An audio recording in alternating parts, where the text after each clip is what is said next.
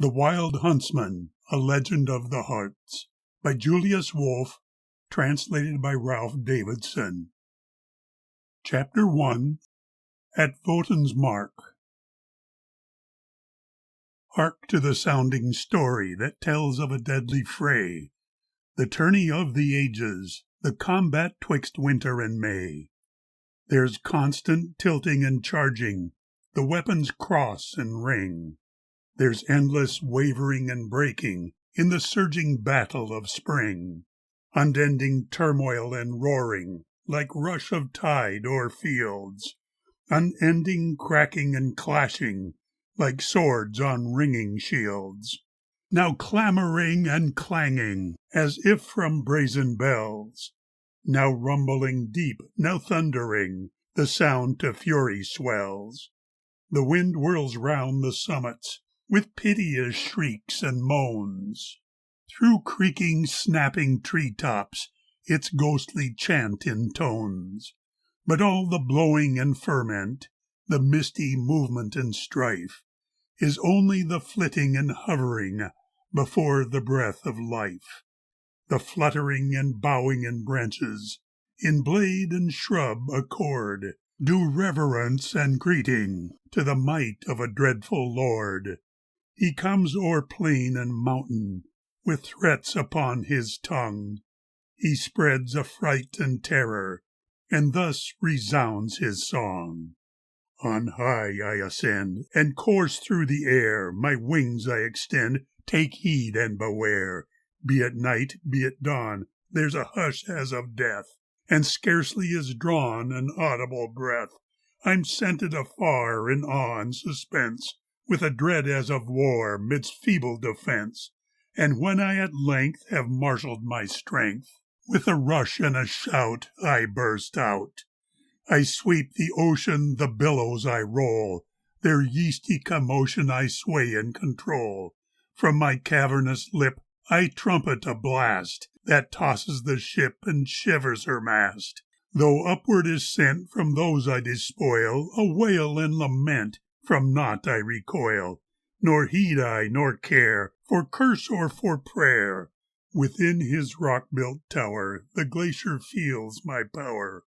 I urge him on and make his lofty brow to shake. Chaotic, shattered masses that stood a frigid wall, with turrets, tower and all, now cover field and passes. The avalanche stops not for cotter or his cot. All 'neath a piling mound have deep-sunk burial found. Blotted out and gone, pity I have none. Wish wind my name, will is my essence, might tells my presence. I am the same, and mine the deed that blesses the seed.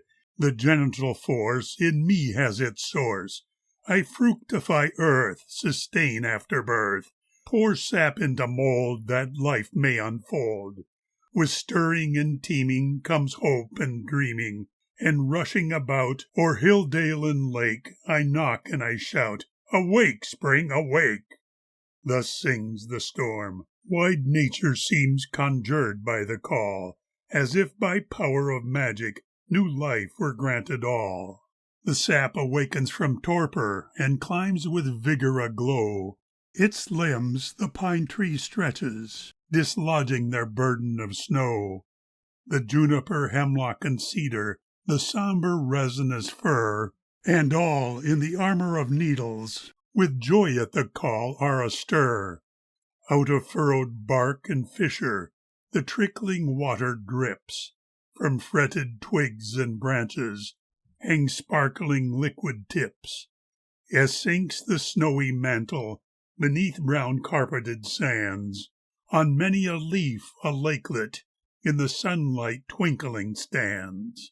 Brief days and hours determine the winter's deplorable fate. Dissolved and utterly ruined, his splendor of princely estate. His crown no longer glistens, of glittering jewels bereft. His icicle scepter lies shattered, and his armor of silver is cleft. The sovereign seal is broken that held all life in bond. His brilliant crystal mirror is swept from brook and pond. Where diamonds, jewels, and laces once met the dazzled sight, now only mere tatters of ermine still cling to sunless height. The frozen springs burst open, the brook swells with the gush, its plunging, foaming waters from hill to lowland rush. Brimful the swollen river rolls through the anxious land, and drives the grinding ice floes to distant ocean's strand. The wood is dank and darkling, dense mist is hanging low. Amidst a breath-like whisper, the buds begin to grow. The roots feel need of stretching, for looser soil they yearn. There comes a listing longing, as when the birds return. Beware, ye leaves and blossoms, beware of storms from the north. The winter turns in fury, to kill he sallies forth.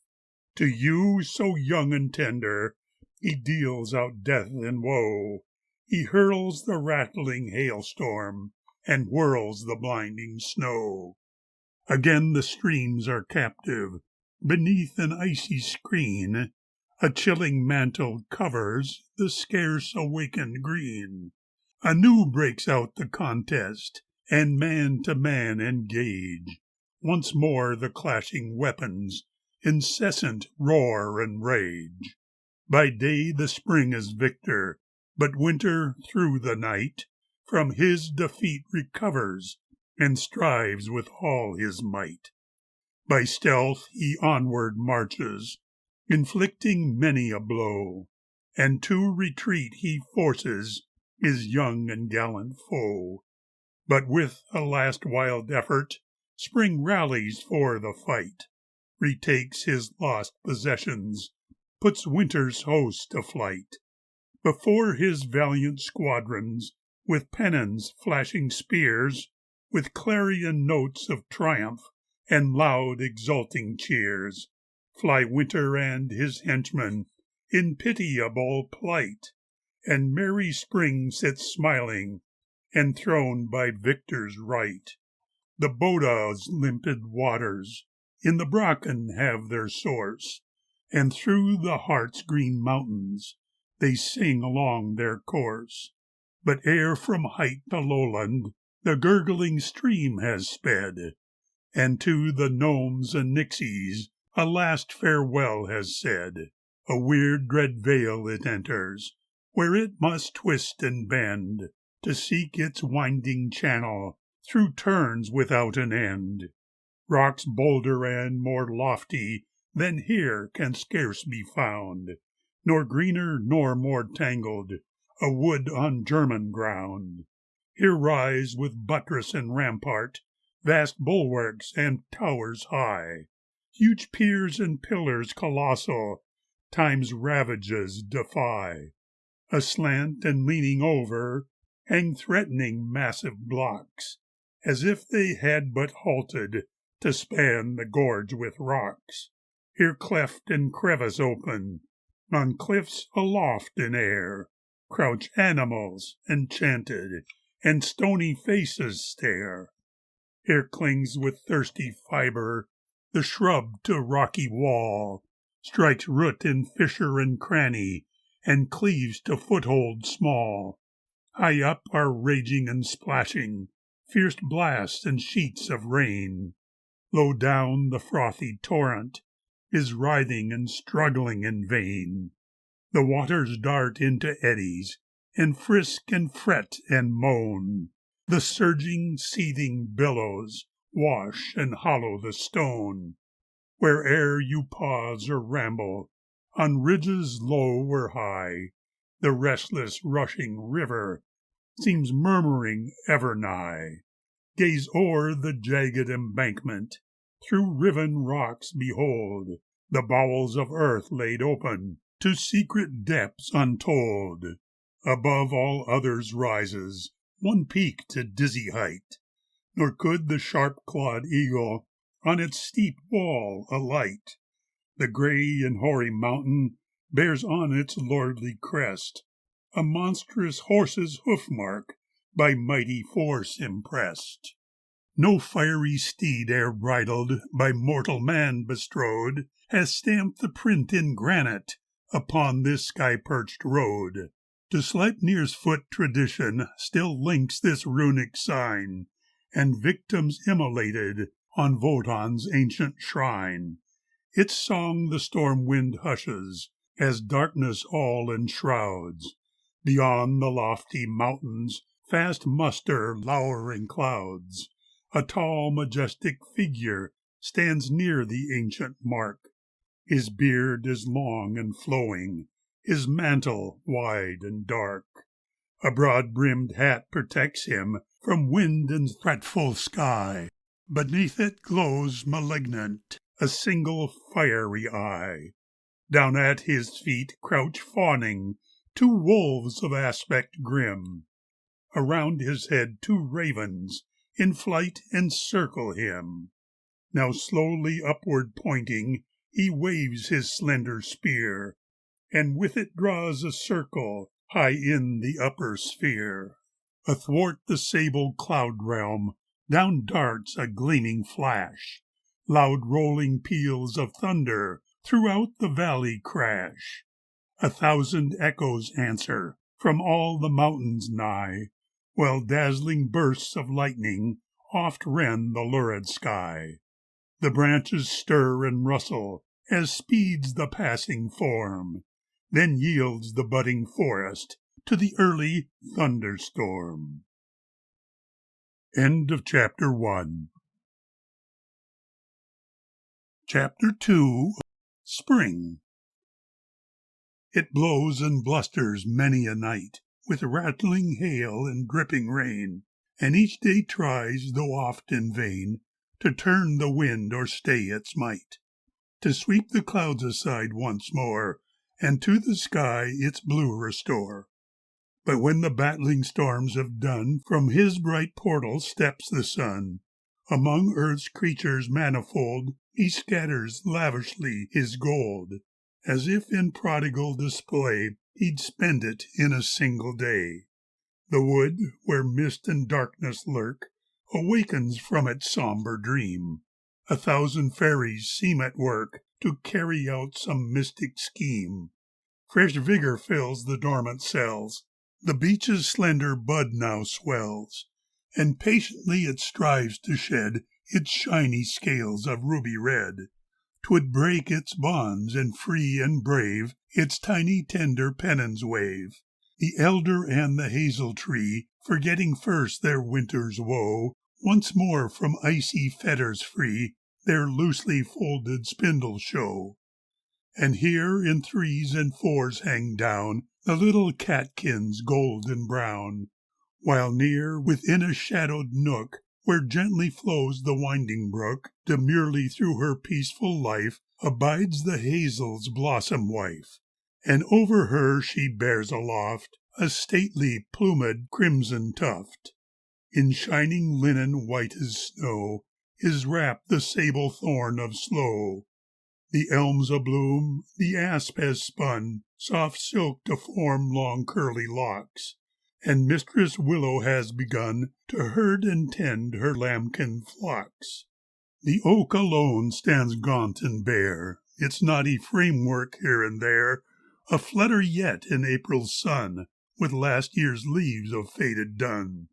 But when the bud has burst its bands, and each notched glossy leaf expands, with massing foliage overspread, the swaying boughs again display, in hues of golden, green, and red, the splendor of the dawning day. Then where the forest floor is clear of fallen cones and leafage sere, Dame Nature, who but seldom stints, a carpet weaves of rarest tints, and like a maid on festal day she decks herself in spring array. Look, ere one knew it was about, amid the green half hidden yet, a marvel sweet and blue peeps out. It is the first dear violet. O welcome, joy and cheer will spread from out thy downy leafy bed. Bloom on, thou child of March, nor mind the flatteries of the playful wind. Do not his roguish theft resent, e'en though he steal thy fragrant scent. With it he'll wake thy sisters fair, that all may in the springtide share. The brave wee chickweed leads the throng, soon snowdrop hangs her pearly bell, gold dandelion and adder's tongue, hepatica and pimpernel, anemone and daisy true, sweet Cicely and columbine, with buttercup and meadow rue, and many a radiant herb and vine, entwining in a garland gay to decorate the barren wood, ere the musicians come to play and wake the guests to festive mood. They soon appear, all brisk and glad, the little folk, a motley hive. Too oft their days are brief and sad, and constant perils scarce survive. The insect broods the stir have heard, attendant on the vernal tide, and though in coffins deep interred, revive and fling their shrouds aside. From folds of withered leaves they crawl, and struggle, whir, and wiggle free. From cracks and crevices they sprawl, through crust of earth and chink in tree. And then comes flitting through the air a blithesome and familiar throng of feathered vagrants free of care, who hasten back with glee and song. Their warbling through the wood is heard, 'tis spring is piped from yonder bough, and merrily the air is stirred. 'Tis spring, re-echoes now. One found a way, though bread was scant, to gain an honest livelihood. Through winter's peril, pain, and want, and robbers' bold assault withstood. A roving life another led, droned like a gypsy through the land, to find some table ready spread each day by God's providing hand. A third one came across the sea, and weary must have been the flight. But since the brook of ice is free, the hardships borne seem brief and slight. They meet again from far and near, and greetings pass from spray to spray. How fares it, friend? When camest thou here? Did aught befall thee on the way? While one small traveller makes reply, he drolly stretches legs and wings, and as he shakes his feathers dry, his dress in quaint confusion brings. He perks and preens himself, coquettes, like some coy singer in a play. Then jauntily his bill he wets, and bursts into a merry lay. The crossbill, gay in crimson paint, hangs head down from a hemlock cone. He is the nailsmith's patron saint, and with the first has northward flown. His thoughts run to an early brood, so on a bough from morn till late he phrases in a loving mood the notes to win his chosen mate. The titmouse chirps in shady glen, the linnet carols soft and true, and like a flash the restless wren the dense grown thorny hedge flits through. Chaffinch attunes his double trill, the thrush ne'er fails to swell the chimes. Blithe goldfish joins, and with his bill woodpecker hammers as he climbs. Sharp quiver forth the little throats from bough and thicket all day long. Deep from their bird souls gush sweet notes, and love the burden of their song. Then as the spring unites their lives, and wedlock puts their love to test, each pair in noble conflict strives to build the most ingenious nest. Nor rouses them, nor causes fright, the warning of a hawk's shrill cry, praise seeking from his Aries height, in spiral windings drawing nigh. He peers within a shadowy glen, to seize the bird that lures him on, where rocky cleft and pathless fen in darkened mazes bar the sun. Here lie the victims of the wind, uprooted, mouldering ancient pines. Here lichens thrive, and fungus kind, soft mosses creep 'neath sprawling vines, and tangled briars and spiny thorn along the pathway form a hedge, while ferns, still plumeless and forlorn, like hairy snails hide midst the sedge. And here awakes the drowsy bear, who long in winter's sleep has lain. Half starved, he leaves his hidden lair to sniff the balmy air again. The badger opes his bolted door, and rooting leaves his kennel home. The hedgehog ventures out once more, though too distrustful far to roam. The deer is nibbling in the glade, the hart now bears a crownless head. The boar seeks pool or tarn to wade, and wallow in a slimy bed. Where'er the eye may chance to fall, it meets green nature's wide expanse, flags fluttering in bright festival, to hail the welcome spring's advance. The forest vaults its leafy dome, 'neath sunlit sky in starry night. To myriad lives it grants a home, and stretches far till lost to sight. Who sees the weeks of springtime flying? Who marks the change from day to day? Or counts the clustering buds that open as June succeeds to jocund May? There roves within the shade-cool forest a hunter in the count's employ, a youth in whose firm traits of manhood still linger traces of the boy. His bright and open face emerges from out a hooded cloak of brown that falls about his sturdy shoulders, and o'er his head is lightly thrown. In doublet clad of homely leather, with bugle hanging from his belt, he bears for weapons spear and crossbow, of feathers in his cap of pelt. Though huntsman-like is his equipment, he seeks not sport upon his way. To hunt or trap is not his purpose, yet watchfulness his eyes betray. As warder he must find the poacher, who stealthily has slain a doe, and though incurring unknown peril, meet punishment he would bestow. As on he goes he hears a rustling, attent he listens, then he sees a fox's brood from out the covert frisk playfully among the trees. In hiding he observes their frolic, with naught in sight to augur harm, when suddenly they seek their burrow, and tumble in with wild alarm.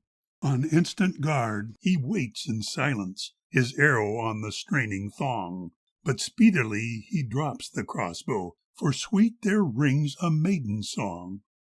A fairy flower blooms in the wood, where silver moonbeams lie, and he who wears it o'er his heart will feel love's witchery. Ah, could I find the secret glade, and pluck this fateful flower, I'd give it to a comely lad, and watch its mystic power. O blackbird, thou art wondrous wise, bring me this blossom fair, and do thou then disclose to me which youth it shall ensnare. The singing ends. The singer falters. She shrinks in fear, yet soon reflects, the handsome hunter will not harm thee, and onward then her steps directs. But rudely he obstructs the pathway. Whence art thou? Whither wilt thou go? I know thine errand in our woodland. And there his question ceased to flow, for from the blue eyes of the maiden laughs spring, as buds peep from a spray. Since wrath and smiles are poorly mated, his frowning sternness soon gives way. The blushing maiden breaks the silence, less timid now, she archly pleads, while showing him her half-filled basket. I am but gathering shepherd's weeds. My grandam needs them for a potion. They have a wondrous healing power, to still the blood and lessen fever, if boiled at full moon half an hour. The youth scarce listens to her prattle, nor on the basket rests his gaze. But as he stands, his eyes still linger upon her winsome sunlit face. "What is thy name?" at length he asks her. "I'm Valtrout, and my father's cot stands plain in sight on yonder hillside. This narrow road leads to the spot. He earns his bread by charcoal burning, and here he toils the livelong day. Dost thou not know the collier Volrot? He often takes this forest way." Then on and on they stroll together, where'er the sylvan pathways wind, for each of them, all self-forgetting, the other's presence has in mind. As genial sunshine often opens the leaves and blossoms in a day, so two fresh guileless hearts awaken 'neath glowing youth's transforming sway. Bright spring, where art thou now incarnate? Art thou in bloom and bird-song blent? Or in the joyance of these mortals hast thou thy pure embodiment? For lo, where droop the verdant branches, and Eden-like the wood doth seem, there steals along in blissful silence love's tender, blessed, springtide dream. Now must they part, nor longer tarry, and Ludolf's words his hope confess. Wilt thou return then for a trysting? She smiles and shyly answers, yes. They look around at one another, and nod and wave from time to time. Her homeward path leads through the valley, across the mountain he must climb. Well on his way a cliff he reaches, with nimble foot ascends it fast, and raising to his lips the bugle, salutes her with a hunter's blast. End of Chapter 2. Chapter 3. The Mountain Castle. Where the gorge-like valley widens, and Loop Boda's waters mingle with the Boda's raging current, Treseberg, a stately castle, crowned the summit of a mountain. Here, as feudal liege and master, dwelt the Count Hans Hockelbaron, with his fair and noble daughter, with his horses, hounds, and falcons, and his wardens skilled in hunting. 'Twas a sky-perched, eyrie fastness, fitly destined for the housing of a knight and ardent huntsman. Lone the hill and ancient castle proudly towered o'er the valley, that with woodland, mead, and water peacefully extended onward. At each turn, the rock-built structure rising with its time-worn granite, midst the all-engirdling forest, challenged the approaching traveller. Down the stream the vale grew narrow, where high cliffs like walls enclosed it. Round the castle hill the Boda ran its course in snake-like windings, till it all but formed a circle. Steeply rose the bluffs, and sternly that upheld the frowning stronghold. All impregnable its bulwarks. From one side alone besiegers could attack its beetling turrets. Here a heavy drawbridge carried o'er a moat, long, dry, and empty, whose sheer banks in safe enclosure held a powerful stag imprisoned. On each side the court extended, by thick solid walls protected, with their inner wooden ramparts for defense against assailants. At the entrance stood a tower, reared to overarch the gateway. Stables, armory, and kennel were of oaken timbers builded, but of stone the castle dwelling for the master and his household, and his retinue of servants. From its granite base, the Bergfried raised its head in bold defiance, with the Count its only tenant, save the warder at his outlook, high within the tower's turret. Antlers huge decked halls and chambers, under them hung diverse weapons, swords and lances, helmets, armor, faded belts and tattered banners. Here and there on stone engraven, or in colored leaden casements, showed the family's escutcheon. On an afternoon in springtime, Gerhard Korn, the falcon trainer, in the gate tower hall sat working. Near him stood the archer Bruno, honored both for years of service as their master's chase attendants. Gerhard, gray with many winters, weather-hardened, short, and stocky, had in charge the castle stables, and was head of all the servants. He was famous as a falconer, and at Falconworth in Flanders, as a youth had been apprenticed. Bruno was but little younger, somewhat taller and more slender, firm of hand and eagle-sighted, and the Count's best crossbow archer. He was bending o'er a grindstone, with a growing heap of arrows lying on the floor beside him. First the pointed tips of iron he would sharpen, then selecting those that seemed to him most perfect, steep them in an inky mixture made of verdigris and gallnuts that would turn them black as raven. Ready skinned upon the table stretched a full-grown wild swan, captured by an eager, new-trained falcon at a recent early trial. Gerhard worked with toe and needle, deftly dressing it for mounting, for the swan in all its beauty, with majestic snowy plumage, was to hover o'er the pillow of the Count's beloved young daughter. In a hoop not far from Gerhard, fastened to the raftered ceiling, swung a closely hooded falcon, with short jesses for a fetter. and without a pause the falconer ever kept the hoop in motion, for the waking and the hunger made it ready for the casting. Valentine, the busy ostler, young in years and goodly featured, entered now and joined the others, with a surly look exclaiming, "Vunch I can control no longer. In his stall he paws and worries, till I dread to go anear him. Who of us can blame the stallion? Are we not like him impatient for the open?" cried the falconer. "Let the man who would now ride him," growled the groom, "for I will never risk my bones again upon him. I am still all aches and bruises from the time when last he threw me." "None except the Count can curb him," Gerhardt said. "But in the Bergfried there is still foul weather brewing, for the clouds hang low and threatening." Bruno spoke. "I saw a raven on the ramparts after sunrise. Hoarsely croaked the bird ill-omened, ever on its left leg resting." "Thou must mean the black-robed brother from the Valkenrieden convent.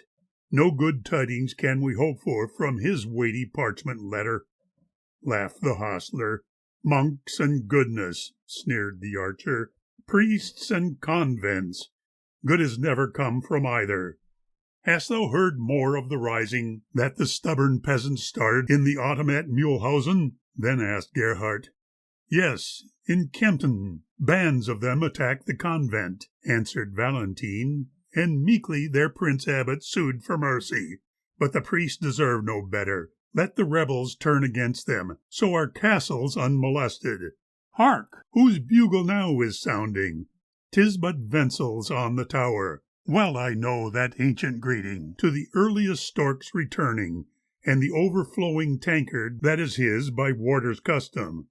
"Humph," growled Gerhardt. "There he hurries to Agneta for his guerdon. He is all too prone to tipple. 'Tis unseemly for a warder. Strange it is, when drink is mentioned, how one's thirst at once needs quenching. Phaeton, go to my good woman. Say I also need refreshing, and forget not to remind her that she filled the largest tankard so a gnat upon its margin would not wet its feet while drinking. Then we all the stork can honor."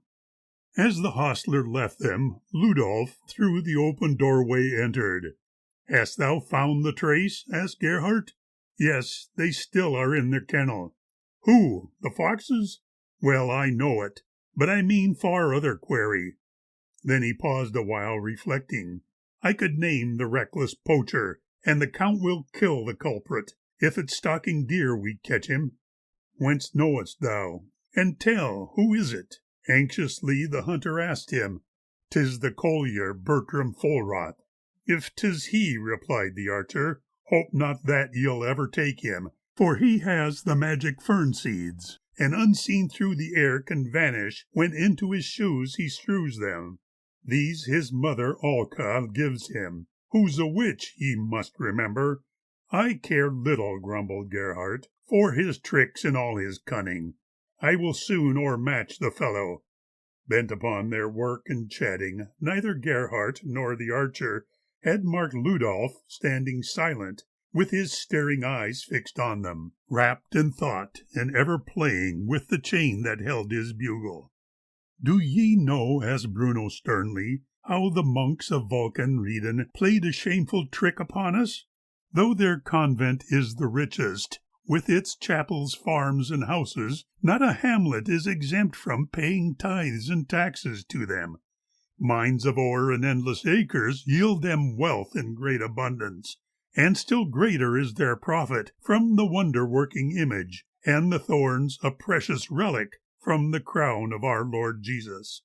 On the way to Rome their pilgrims never want for pleasant shelter, under roofs they own in common. Where good wine grows, never do they lack for vineyards nor for cellars.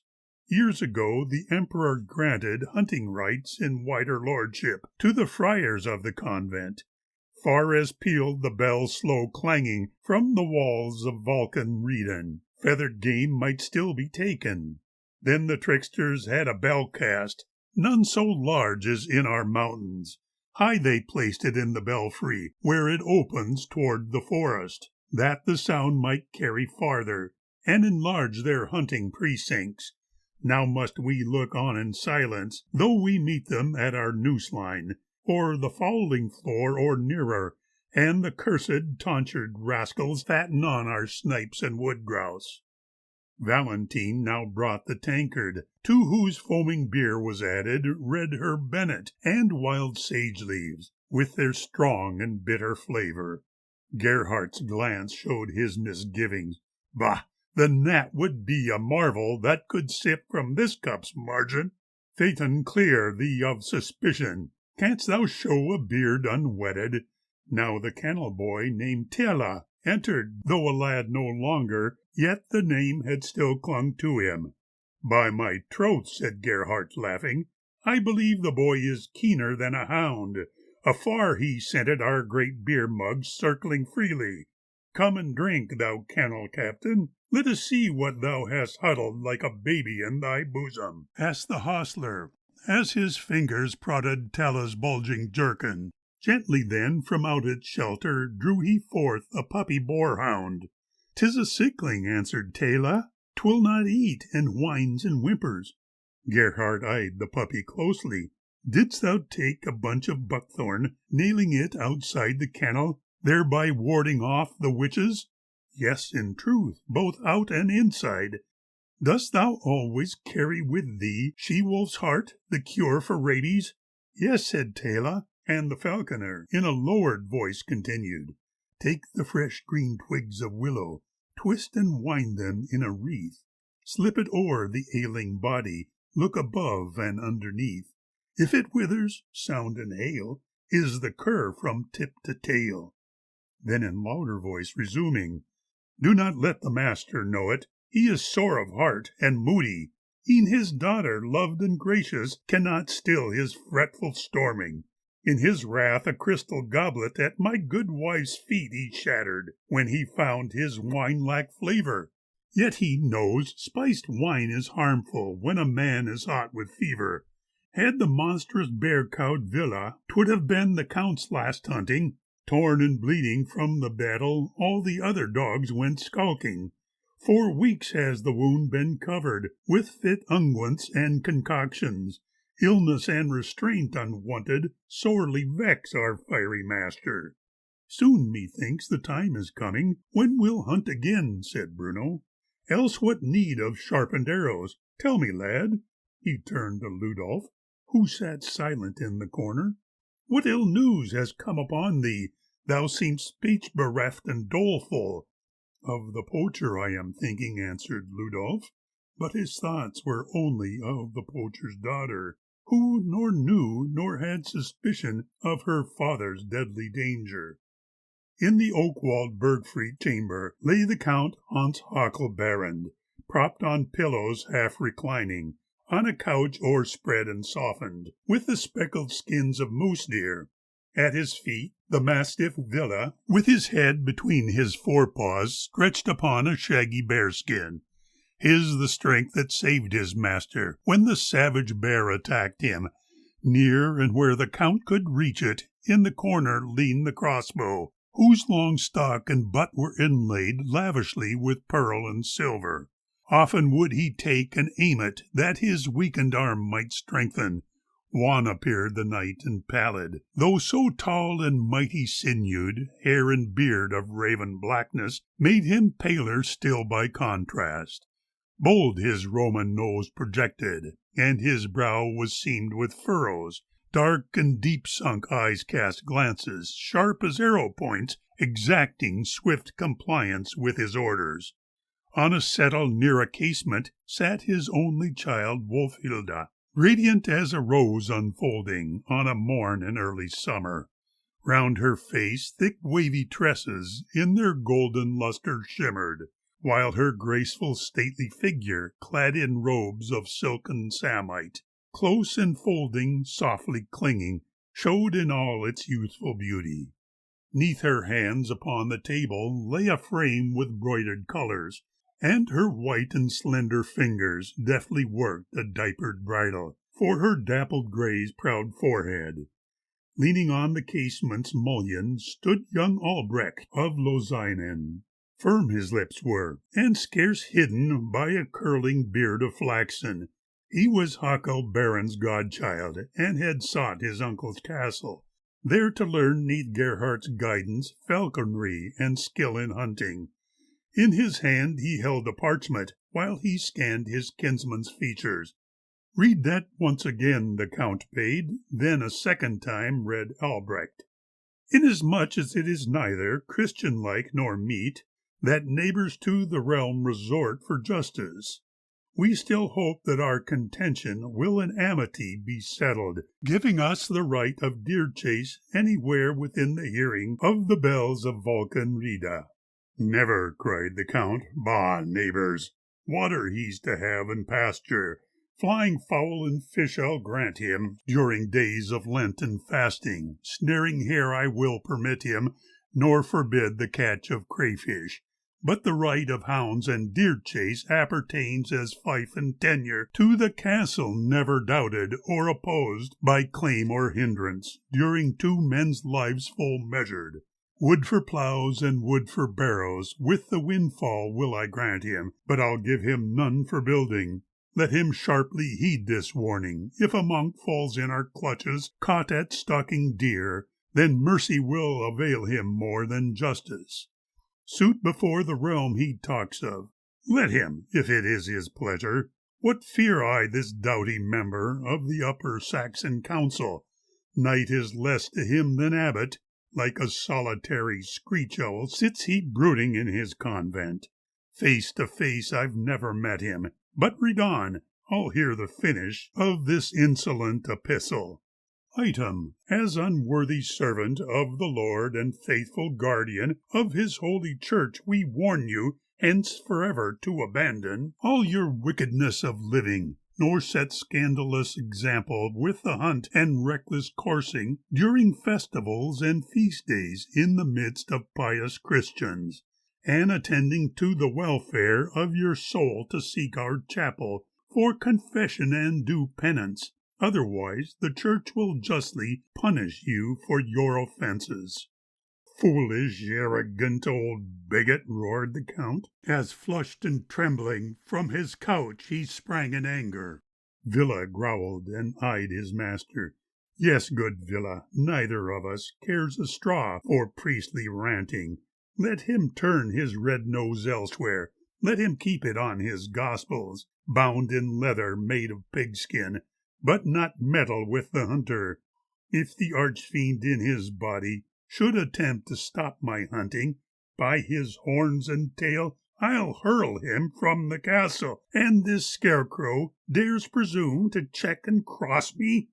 All the churches, creeds, and convents stand for cant and superstition, soul salvation, bosh and nonsense. All are worthless, empty phrases. Like their bliss in life hereafter, hunter's joy I crave, none other. That's my creed and my salvation. To my hounds I'd rather listen than to bells forever clanging. Hunter's shout, halloo, and bugle are the sanctus for my chanting. Were the crucifix a crossbow, I would tear it from the altar, to demolish all their idols." Neither Albrecht nor Wolfhilda dared to answer or deter him, as he raved about in fury, deaf to argument or prayer. Scornful rolled his eyes and glittered in his pallid, ghost-like visage. Like a caged and mighty lion that's an hungered strode he trembling up and down the wide apartment. "I am done with salves and unguents and enchantments, all are worthless. 4 long weeks that seem eternal am I forced to curb my longing. Now these walls no more shall hold me, banished from the hunt and forest. Wait, 'tis well nigh Corpus Christi. Thursday next our loudest bugles shall resound near Valkenrieden, and announce within their cloisters how I come to them for penance. Go at once, call Gerhardt to me." Albrecht's glances met his cousin's, ere he went to do as bidden. Wolfhild then approached her father, who had slowly grown more tranquil, yet in measured strides kept pacing, and her arm in his she pleaded with sweet tenderness, "Dear father, canst thou not defer this trial? Thou'rt still pale, thy wonted vigour has from long confinement suffered. 5 more days till Corpus Christi, he replied, full time and over, for my strength will now come quickly. First on smaller quarry practice with the crossbow, take the horn owl, sit and rest within the crow lodge. That I will, the Count assented, but we hunt on Corpus Christi, dead or living, and I swear it. Good, said she, but I'll ride with thee.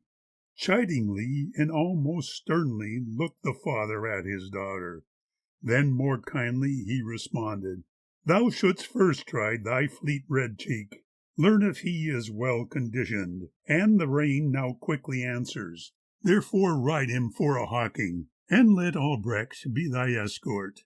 Was it lingering glow of sunset that through deep embrasured casement fell upon her golden tresses, and o'erspread her cheeks with roses?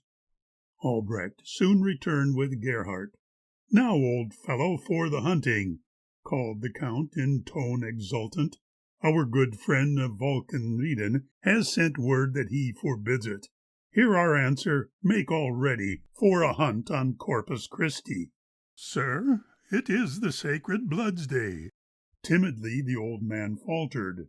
He alone, as eldest, ventured now and then upon remonstrance, though his beaming eye showed clearly how the love of church and hunting in good Gerhardt's soul contended. What of Blood's Day, foolish twaddle? Art thou monk or valiant hunter? Vex me not with errant nonsense, scoffed the Count. Thyself and Ludolf start out early on the morrow. Track me out a full-branched crown stag. Bear to Wunsch the welcome tidings. Soon we'll hunt, and I shall ride him. He is chafing for the forest. Sir, spoke Gerhardt, do you truly mean so soon to mount the stallion? He's unruly in the stable. Valentine can scarcely curb him. Silence, or I'll blow the bugle, swing myself astride the saddle, and all night tear through the forest, roared the wrathful Hawk-el-Berend. Gerhardt, mumbling, left the chamber, and espied, ere she could vanish, his good wife, the Dame Agneta. Straight she feigned that duties called her to the lonely Bergfried's hallways. Thou here, woman, scowled the falconer, fie upon thee, thou hast listened. For thy penance and thy pardon, send me now a well-filled tankard. Darest thou hunt on Corpus Christi? Quavered piously Agneta. Silence! Do as I have bidden, ordered Gerhardt from the stairway. What a life of sin and evil, muttered she. Thou'rt ever tippling. Gerhardt joined his hunting comrades in the hall, now brightly lighted by 2 blazy pine-wood torches. Bruno, Valentine, and Ludolf sprawled upon a bench, while Tela leaned against the rock-hewn chimney, and upon the oaken table, with his bandy legs a-dangle, perched the hunchback warder Wenzel, asking each to share the stork drink, measured out to him unstinted. All were gay and making merry, and above the joyful clamour rang a sounding huntsman's chorus. Away, away, ye huntsmen fleet, who serve a valiant knight. All day about the wood we beat, the chase is our delight. With spear and bow equipped we go, through castle and through hall, we sound our bugle call. Hift, hif, hallo, lo, ty-you-ho-do-re-do. Where hies, where flies the noble deer? Seek, seek, my dog, seek, seek. Sent right and left and far and near, from fen to mountain peak.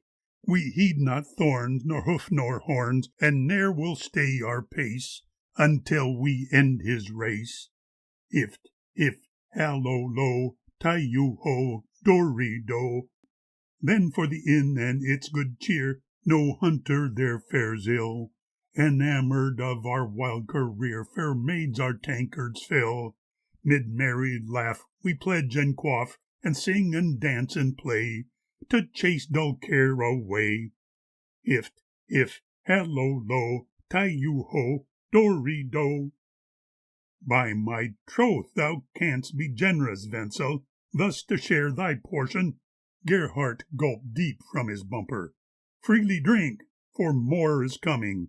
Huntsman, hail! We all can pledge thee. and he drained the frothing liquor, while he told his fellow wardens what the count of each expected.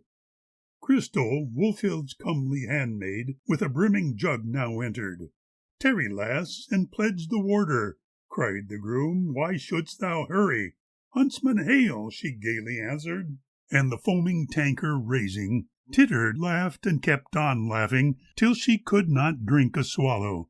Taylor threw his arms about her, but the maiden stoutly struggled, and escaped, her kiss withholding.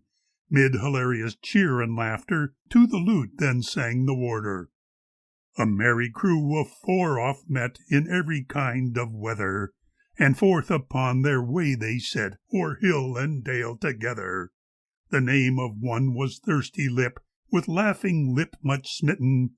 Another one was Singing Lip, and Kissing Lip his kitten. When Singing Lip a ditty sung, then Kissing Lip would cheer him. When Thirsty Lip the pitcher swung, then Laughing Lip sat near him. When Kissing Lip her mouth would bow, then Singing Lip kept winking. When Laughing Lip her pearls did show, then Thirsty Lip quit drinking. But now from sheerest accident, and then by shy collusion, things pell-mell topsy-turvy went, creating much confusion. The Singing Lip and Laughing Lip got mixed sometimes, no wonder, and Thirsty Lip and Kissing Lip would likewise often blunder. At times it chanced that Singing Lip had thirst that needed quenching, and in his stead then Thirsty Lip sang with a will unflinching, and Laughing Lip in happy vein to kissing turned thereafter, while Kissing Lip could not refrain from hearty peals of laughter. Thus the jolly hunting comrades, with both song and drink, made merry in the castle, till the fleeting hours of night to sleep persuaded, while without the silent moonlight wove its spell o'er all the forest. Valley, rock, and mountain rested, here in light and there in shadow. Deep the stillness, broken only by a distant hooting owlet, and the boat as waters glided, gently past with sheen of silver. End of Chapter 3. Chapter 4. Forest Rest. Cocknells and darnels and quivering grass, with the pink sprays of the heather, buttercups called in a bright golden mass, speedwell and daisies I'll gather, primrose and fragrant germander between, blend with the honey-filled clover. Forest-grown posies, the daintiest seen, waft your sweet scent to my lover. Singing to her forest brethren, like the spirit of the wildwood, vault-rout wanders 'neath its arches, free as are the roving zephyrs, plucking flowers upon her pathway. Here she finds the ants' hill building, there espies an empty bird's nest, peers among the hazel bushes, chides the ones that seem unfruitful, as if a dryad she, or guardian of each gentle sylvan creature. Now she stoops with words of pity for an herb with tear-filled blossoms. Poor Waywait, art still forsaken? Hope thou on, for time may bring thee him for whom thou art ever yearning. And she flits along half-humming. She waited long, a pale young maid, lone through the day and night she stayed, for him she loved by the wayside. Waywait, Waywait, said she, though I strike root in ground, till judgment day and trumpet sound, I'll bide for thee by the wayside. Waywait, Waywait. The lad forgot the pledge he gave, and there upon her lonely grave a floweret blooms by the wayside. Waywait, Waywait. The summer comes, the summer goes, the autumn wind o'er the heather blows, a floweret weeps by the wayside. Waywait, Waywait. As her song's soft cadence ceases, in the brush she hears a rustling, and behold, a fox made captive. Why, thou sly one, where's thy cunning? Thus she playfully salutes him. Thou of all deceit the master, by dull man to be outwitted? Nay, thy snapping will not help thee. But since one must aid one's neighbours, and thou bite not, I will free thee. As the lock yields to her pressure, Reynard, sly and nimble-footed, speeds into the friendly shadows. Gleeful is the maiden's laughter as she sets the trap and baits it. Then she trips along in gladness, all her joy in song outrippling. O bluebells sweet, why do ye ring? Hath aught from life departed? Or were ye witness in the wood where two met loving-hearted? Or know ye where on lonely paths my steps and mine go straying? I do not hear your chimes, O bells, but tuneful is your swaying. Ring out the tale to listening leaves, ring out like angels' voices, till every blade and shrub and tree in my great bliss rejoices. Through all the world the wildest search none happier can discover. My heart is full of joy, bluebells, I love and have a lover. Dawn had scarce dispelled the darkness when the falconer and Ludolf crossed the drawbridge for the forest, there to seek the kingly crowned stag, each to search alone till noontide, then to meet beside a brooklet. As the sun rose to mid-heaven, Gerhardt neared the rough-hewn turnstile, and within the peaceful shadows sat him on a mossy boulder to await his comrade's coming. Young men better fare than old men, in the chase as in the wooing, grumbled he. But little found I, none of more than 14 branches. That close stepper nigh the cross-path was no quarry for the master. Then his hand delved down the time-worn hunting pouch that held his breakfast. As he cut his meat and piecemeal stuck and raised it on his knife-point, on his face, well bronzed and bearded, soon there beamed content and pleasure. Nodding head and clumsy gestures, with a humph and a haw low-spoken, marked his shifting thoughts and musings. Bright small eyes, alert and watchful, glanced good-naturedly about him. Round them played the tiny wrinkles that men jestingly called crow-feet, and beneath his buckskin jerkin, smoother far from length of service than his hands of bark-like roughness, beat a heart to duty faithful, tender, pitying, but fearless. Suddenly he stopped to listen, with a gobbet on his knife-point. "Ho there, rough-tail, little rascal! Well wouldst thou adorn my griddle," laughed he, looking up the beech-tree, where the leaves splashed as a squirrel sprang from branch to branch unfrightened. Sitting up within the shadow on his bushy tail, Sir Bright-Eyes showed the white beneath his belly. Then with lightning speed he scampered in alarm along the branches. Gerhardt quickly turned to listen, and heard Ludolf's footsteps rustling through the leaves that, dry and withered, litter all the woodland hollows. Gerhardt, as he saw him coming through the light grey stems of beeches, called to him in hunter's parlance, "Ho, ho, good hunter, what since dawn hast thou from its cover drawn?" Ludolf readily gave answer, "Ho, ho, dear hunter, the signs are clear, a boar with tusks, a chase-worthy deer. Ho, ho, that fills the heart with cheer." Sitting down beside the falconer, he described to him minutely all the sundry signs and traces he'd discovered in his searching, spoke of deer returns and changes, of their harbor, runways, lodges, what their slot had indicated, how a crown stag had with antlers bruised and twisted leaves and branches. Of the 72 tokens known to hunters skilled in woodcraft, he of this and that made mention, pointing to the game's near presence. 'Twas in short by measure proven that the stag, whose trail he followed, had full 22 branches. Well content, the waggish falconer asked again in huntsman's jargon, "Hunter, canst thou tell me true, what is whiter than the snow, and is blacker than the crow, greener than the pine is clad, shrewder than the hunter's lad?" Ludolf paused, but soon retorted, Day is whiter than the snow, night is blacker than the crow. Hope the freshest green can show, and a bonny lass is ever than a hunter's lad more clever. And he thereupon made ready to return within the forest. Whither goest thou? Gerhardt asked him. To the fox trap that I baited. Go then, leave with Huntsman hail. May God's help thee never fail.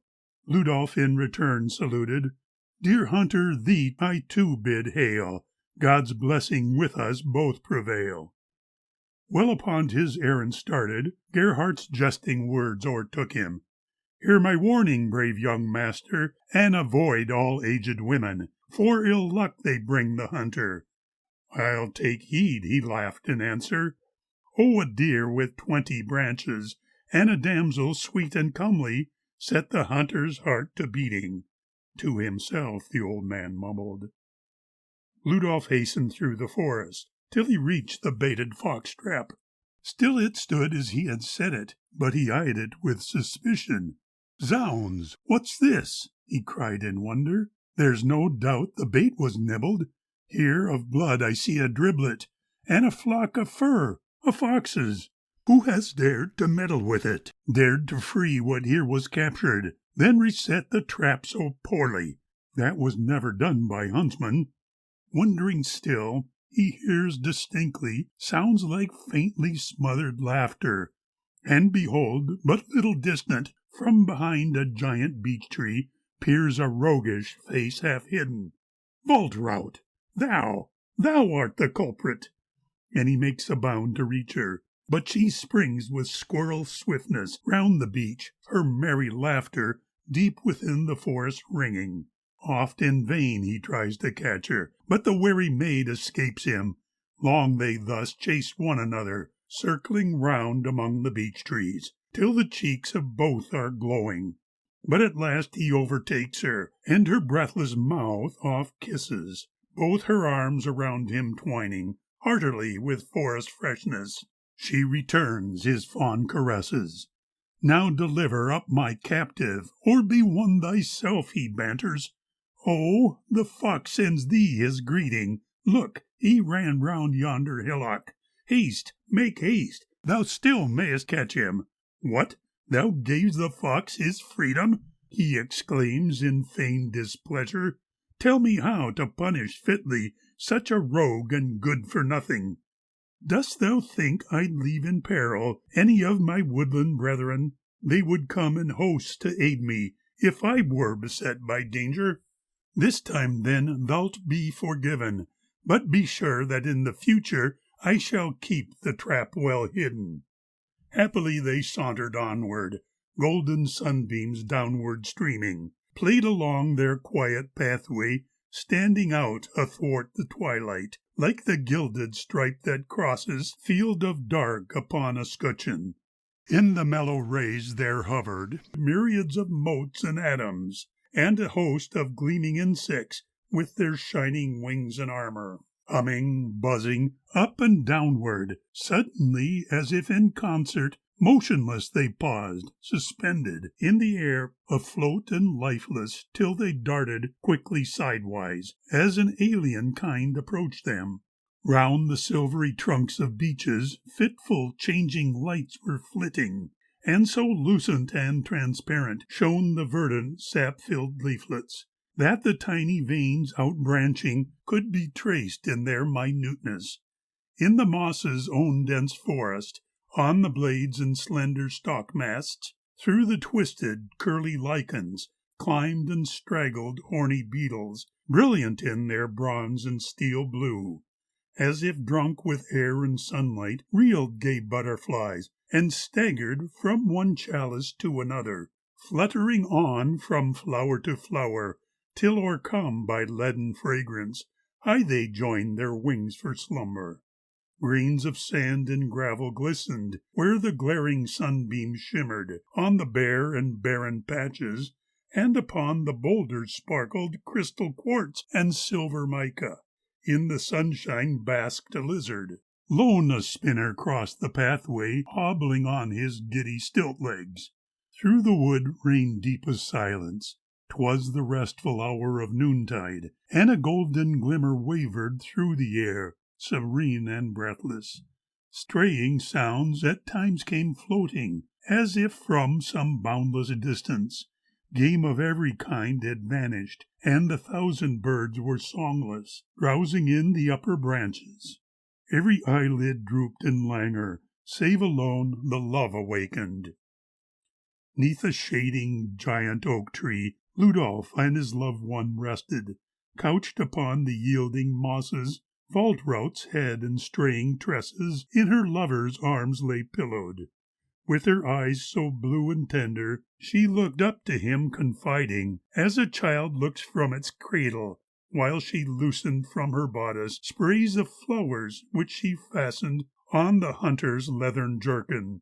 Steadfast gazed he down upon her, deep into her eyes and deeper, and he looked with love and longing on her swelling lips of crimson, that allured him by their beauty like to full-blown fragrant roses. Truly these were magic roses, charming him to sip their sweetness, yet no thunderclap resounded to transform his forest princess into legend's gruesome monster. Still he saw her sweet and gentle. Now a ladybird flew toward her, spotted black and red, alighting on her hand she gaily asked him, "Canst thou tell of this the import? Wedding gloves foretells the beetle, for the hand on which it settles." Crawling o'er her palm the insect fell by chance into its hollow. Lying there without a motion, straight upon its feet she turned it. "Wait," said Ludolf, "watch it struggle. See if it gets up unaided." "Fie," chid Waltraud, "let it struggle. Giving aid to any creature, as it lies in pain or helpless, is for 7 sins remission." "7 sins?" said Ludolf, laughing. "Tell me of a sin, my sweetheart, that bears heavy on thy conscience." "I am sinning now," she answered, "by such waste of time in chatting. Look, the sun, 'tis past the midday, and I must no longer loiter. For to-day my aged grandam from the valley comes to see us." They arose and strolled together, hand in hand, amid the stillness. When at last they neared the coal kiln, and the smoke above the tree-tops warned them that their tryst was ended. There, as from the ground arisen, Collier Folrot stood and faced them. Gloomy was his sooty visage, large and powerful his figure, strong of bone in limb and body. Waltraud started sorely frightened, and withdrew her hand from Ludolf's. But the angry Collier shouted, "What dost thou beside my daughter? Let me meet ye so together once again, and both shall rue it." "Master Folrot, there's no danger for thy child with my protection." "God knows I speak true," said Ludolf. "I will look to her protection," roared the Collier, "and I warn you, hunters all, to keep your distance."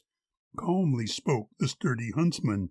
"Let me give thee well-meant counsel. Let me warn thee of my master, who is tracking down the poacher that goes hunting in his forest. He has sworn to kill the culprit." Folrot winced, and then he answered, with a laugh both wild and scornful, "Save thy precious wisdom, milksop. Let the Count himself, thy master, bring no further hardship on us, or the peasant soon will settle by the right of might his grudges, long laid up against the barons. If he waits until the League shoe raises through the Hartz its banner, he will rue his stubborn blindness." Turning quickly to his daughter, he commanded her to leave them. Trembling stood the downcast maiden, while hot tears betrayed her anguish, and her eyes in silent sorrow sought the steadfast eyes of Ludolf. Low she wept as she departed. Heavy-hearted, yet not hopeless, Ludolf took the homeward pathway. Gloomy thoughts now darkly flitted through his mind, and deep he pondered how to win the trust and favor of the wrathful sullen Collier, how to stay the deadly peril that now threatened Waltraud's father, how he too, although forbidden, might still meet his forest sweetheart. All of this, with hoping, dreading, forming plans but to reject them, weighed he in his heart's depression, scarcely minding where he wandered, when an old decrepit woman, pacing slow, came limping toward him. Ill my luck, there comes the evil, 'tis the hag of Gerhardt's warning. As the two drew near each other, in the path she paused and waited, bending low beneath the burden of the many years she carried. On a crutch she feebly rested, looking up at him intently. From her withered, sallow visage, furrowed by 1,000 wrinkles, peered a pair of eyes resembling those of owls, large, gray, and glowing. Ludolf thought to pass in silence, but she hailed him with the greeting. "May God bless thee, fair young hunter." "Bless thee also," muttered Ludolf. "Canst thou tarry but a little? Let me scan thy face, I beg thee. There's a line that I have noted 'twixt thy brows of special promise. Tell me, 'neath what constellation wast thou born, my good young huntsman?" "What is that to thee?" growled Ludolf. "Be not vexed with me, I pray thee. Dost not know me? I am Olka. Does not know old Mother Olka? Show thy hand that I may read it. No, the right one. Why, God bless thee. My own grandchild has such markings. Strange that thine should be like Waltraut's. Thou art startled? Did my fingers hurt thee? They are hard and bony." Ludolf shook his head, bewildered, smiling like a bashful maiden. Then her every word he heeded, and she spoke while closely scanning all the palm lines of the hunter. "Widely branches out the headline, round the thumb, and great its power. So the sun line of honor, is distinct upon the table. There's a well-formed cave of Martin. Deep and safe's the Venus girdle, but the mount of Saturn warns thee. Dost thou care to know, young huntsman, what concerns thy fate and fortune?" Ludolf eagerly assented. "Many years of life are promised. To thy name will much be added, but the best of all the prizes is the one that love will grant thee. Well-a-day, a sign here tells me, with my very kith and kindred thou wilt come in closer union. But a line here points to bloodshed. Danger, too, thou wilt encounter. Shouldst thou pass it, then will follow other hardships, angry quarrels, flames and smoke and murder see I, though thou dost not cause nor bring them, nor without thee could they happen. But no more, for often knowledge brings us pain and hastens evil. Nay, but tell me, Mother Fulrot." "Now," begged Ludolf, "I will pay thee, and will ever be beholden." "No, my lad, I take no money. I want neither thanks nor payment, but we'll meet again, and often." Then she turned and hobbled onward. Ludolf, deeply stirred, departed, pondering long and ever seeing Waltraut in the midst of danger, and he vowed within his bosom with his utmost strength to shield her. But as oft as he glanced backward, he saw Mother Olka standing, looking round at him and nodding, speaking and with gestures beckoning, though her words he heard no longer. End of Chapter 4.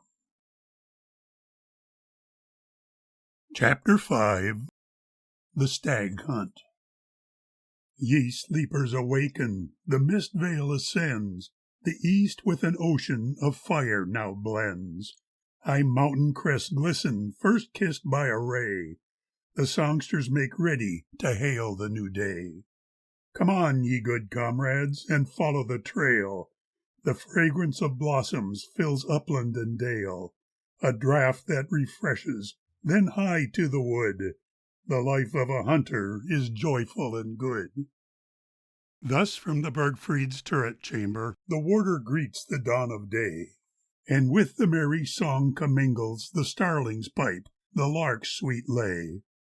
Aurora's rosy blushes mantle the massive moss-clad walls of stone, and on each casement's sparkling mirror a flood of glowing flame is thrown.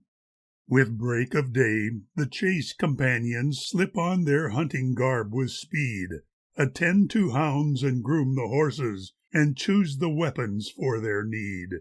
The serving men and maids all hasten, and help Agneta to prepare meat viands for the saddle pouches, and flagons safe in wickerware. Wolfhilda rises from her pillow as dawn dispels the mists below. A cooling bath once more refreshes her youthful body's rosy glow. The Count, by his impatience tortured, oft scanned the east with restless gaze. The night half sped still found him wakeful, or captive in a dream-spun maze.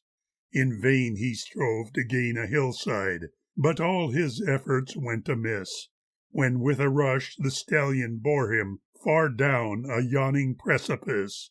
A wounded bear did next pursue him. He blew his horn, it gave no sound, and springing up, chagrined and rueful, instead of dawn, dense darkness found. Again he dreamed, to stab a roebuck, he'd thrown himself upon his knee, when suddenly he wide awakened, to hear his own loud hallali. He flings the ponderous casement open, to cool his temples in the breeze.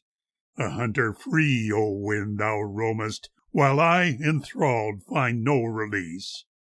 Then listens in its wonted channel, not but the murmuring stream he hears. Against his cheek his bow he presses, yet stays his hand till day appears. Will morning ne'er this darkness vanish? O night, I curse thy snail-like pace.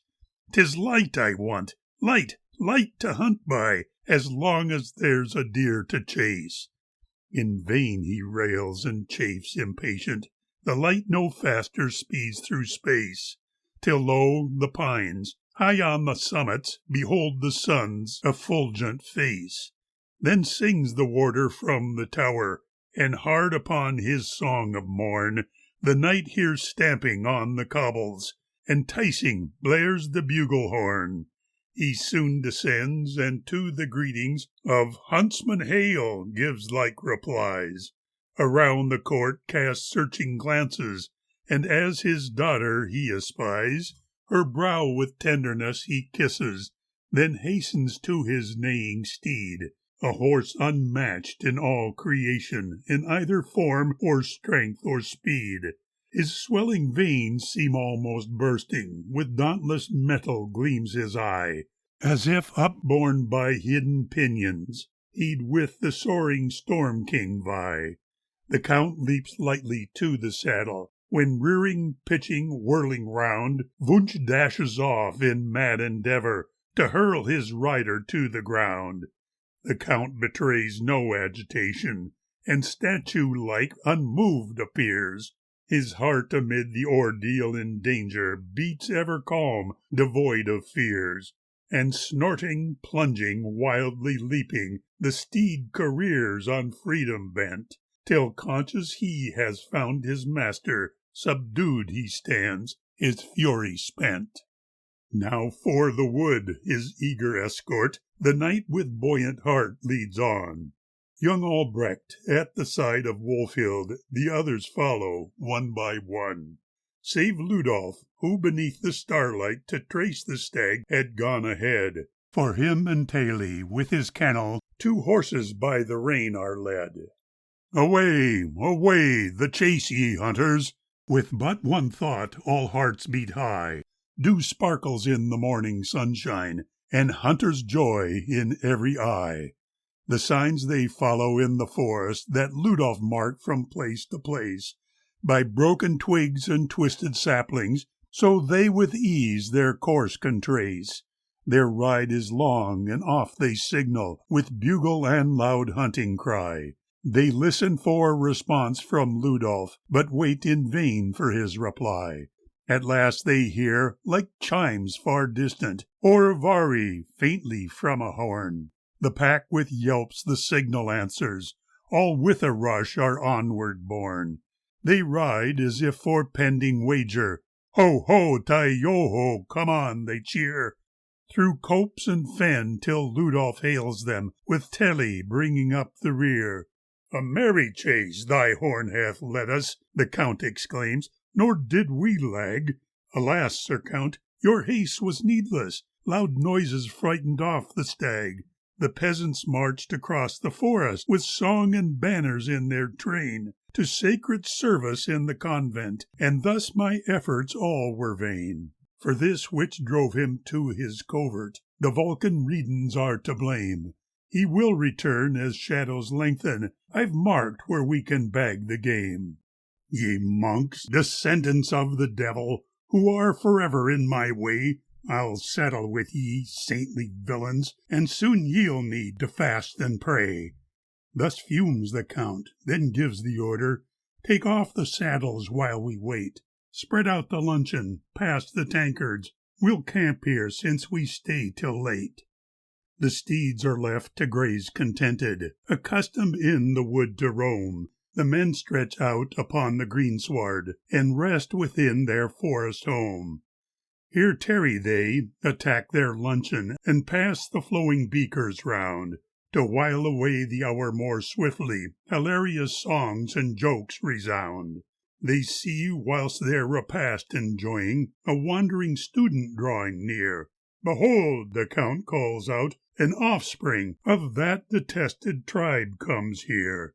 Whence hailst thou in thy dusty tatters, whom naught can e'er with toil acquaint? Thy face suffices to condemn thee. Pray, whom avowest thou thy saint? Thus rudely he accosts the vagrant, who stops and keenly glances round, reflecting, Gad, but he's a sharp one, methinks I've stepped on slippery ground. Then speaks, my sail is ever hoisted, my monastery's all the world. The rules that bind me song and frolic, and 'neath each tree my tent's unfurled. Good, laughs the Count, a lucky meeting, the while we lounge here on the grass. Invoke for us a hunter's blessing, and read to us a hunter's mass. But mind, the mass must not be tedious. No huntsman is repentant long. His sins are very soon forgotten. He loves the chase, good cheer, and song. The willing rover answers, Fiat, no longer timid in his speech. But pardon, long has been my journey, and I must drink ere I can preach. Then at a single draught he empties the brimming tankard's foaming store, and nimbly leaps upon a boulder, fit pulpit for such an orator. Now to the listening congregation delivers he a sermon spiced with bits of Macaronic Latin, impromptu, duly emphasized. Salvete, fratres, in sancto Huberto. Open your ears now, credita experto. O ye huntsmen on the ground, as I the gospel's truth expound.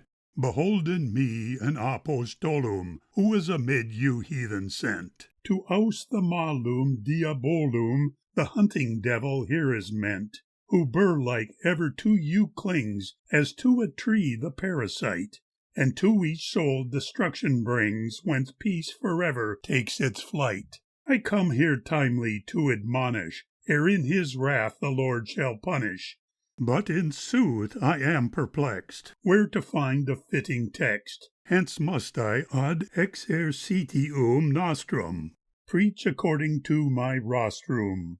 I need not ask you what your credo, O miserere potius obscedo. You believe the hare and deer live to die by bow and spear. They appear upon the table as the wolf did in the fable. Cease your slaughter and offense, make an honest living hence. To perdition leads each vice, such as swearing, drink, and dice. Et dum nos blosse brohadum tumpum, tolunt laetissime canem et bumpum. Quartum semper excipit quintus, ad infinitum dum nihil est intus. Revile and vex ecclesiam scisam, and never come ad sanctam missam. To holy church make no concession, no offering and no confession. And ye ignore the convent's claim to share in every kind of game. Heads of boar and sides of deer we'd accept with thanks sincere. Is it that ye doubt and question if it's well for our digestion? Sad mistake, errare humanum, non nocet ecclesia donum profanum. Huntsman vulgo venatores habent amores plus quam mores. Toward the maids ye ill behave, and no rosy lips are safe. Libido favorit osculum, ye deem all a flosculum. Yet I single out the wrong of a flippant, reckless tongue. Ye with hardened conscience glory in the biggest hunting story. With one shaft 10 ducks ye scored, tied 3 bears with single cord. Maids, who for you pine and linger, ye claim one for every finger. And again, ere deep ye sink, shun the diabolum drink. If there's urgent thirst to quench, sit not singly on the bench. Seek ye one with whom to sip, who will a good fellowship. Take, I say, a spiritual man, to ban the spirit in the can. Hence, if there comes a pious potter, or perchance a younger frater, or belike a wandering student, good treatment is but just and prudent. And with such a pious crew, an extra cup no harm will do. As ye befriend the Lord's ordained, reward eternal will be gained. The service must not be too long. Amen, we'll finish with a song. But ere a single note he uttered, the Count spoke out with hearty will. Now shouldst thou have an intermission, and from this tankard drink thy fill. Thou hast berated us severely, but I will graciously forbear. 'Tis clear to me thou art no hunter, yet share with us our hunter's fare. Thy throat must sadly need a moistening. Come, brother bunghole, dine thou first, for there are left thee ample remnants, and wine to quench thy boundless thirst. There was no need of further urging, one never known the cup to slight. He drank and stroked his belly, and stowed away with all his might. But when at last the glutton halted, unused to this abundant fare, he could suppress his glee no longer, with eyes that sparkled sat he there, a happy and contented toper, and kindled by an impulse strong, he raised again his wine-filled goblet, and lustily began his song. The worst I know of earthly strife is that it ends too soon. Had I 1,000 years of life, I'd call the cup a boon. Though loud the cock crew in the morn, fast to the bench I'd cling, and hence I'd vow I'd not be torn, but drum and thump and sing. Gling, glang, gloria, potore est victoria. Then let the clinking mugs resound, the while they make their reeling round. The world's a puzzling place to me, in truth I must opine. But what of that, since I am free, and young with ancient wine? The comrade true, the buxom maid, the fullest bowl I'll claim, and of my conscience unafraid, make joyous life my aim. Gling, glang, gloria, potore est victoria. Then let the clinging mugs resound, the while they make their reeling round. The very last sip and the very last kiss may bring me to a halt. Till then methinks 'tis not amiss the flagon to exalt. As each good man his portion sups, let 'neath the welkin ring the rattling, battling din of cups, as revelling we sing. Glang, glang, gloria, potori est victoria. Then let the clinking mugs resound, the while they make their reeling round. Then he arose, his thanks to render, and as he left in merry mood, strode briskly on without a stumble, till he had vanished in the wood. The hours have sped, and now the hunters bestride their saddled steeds again.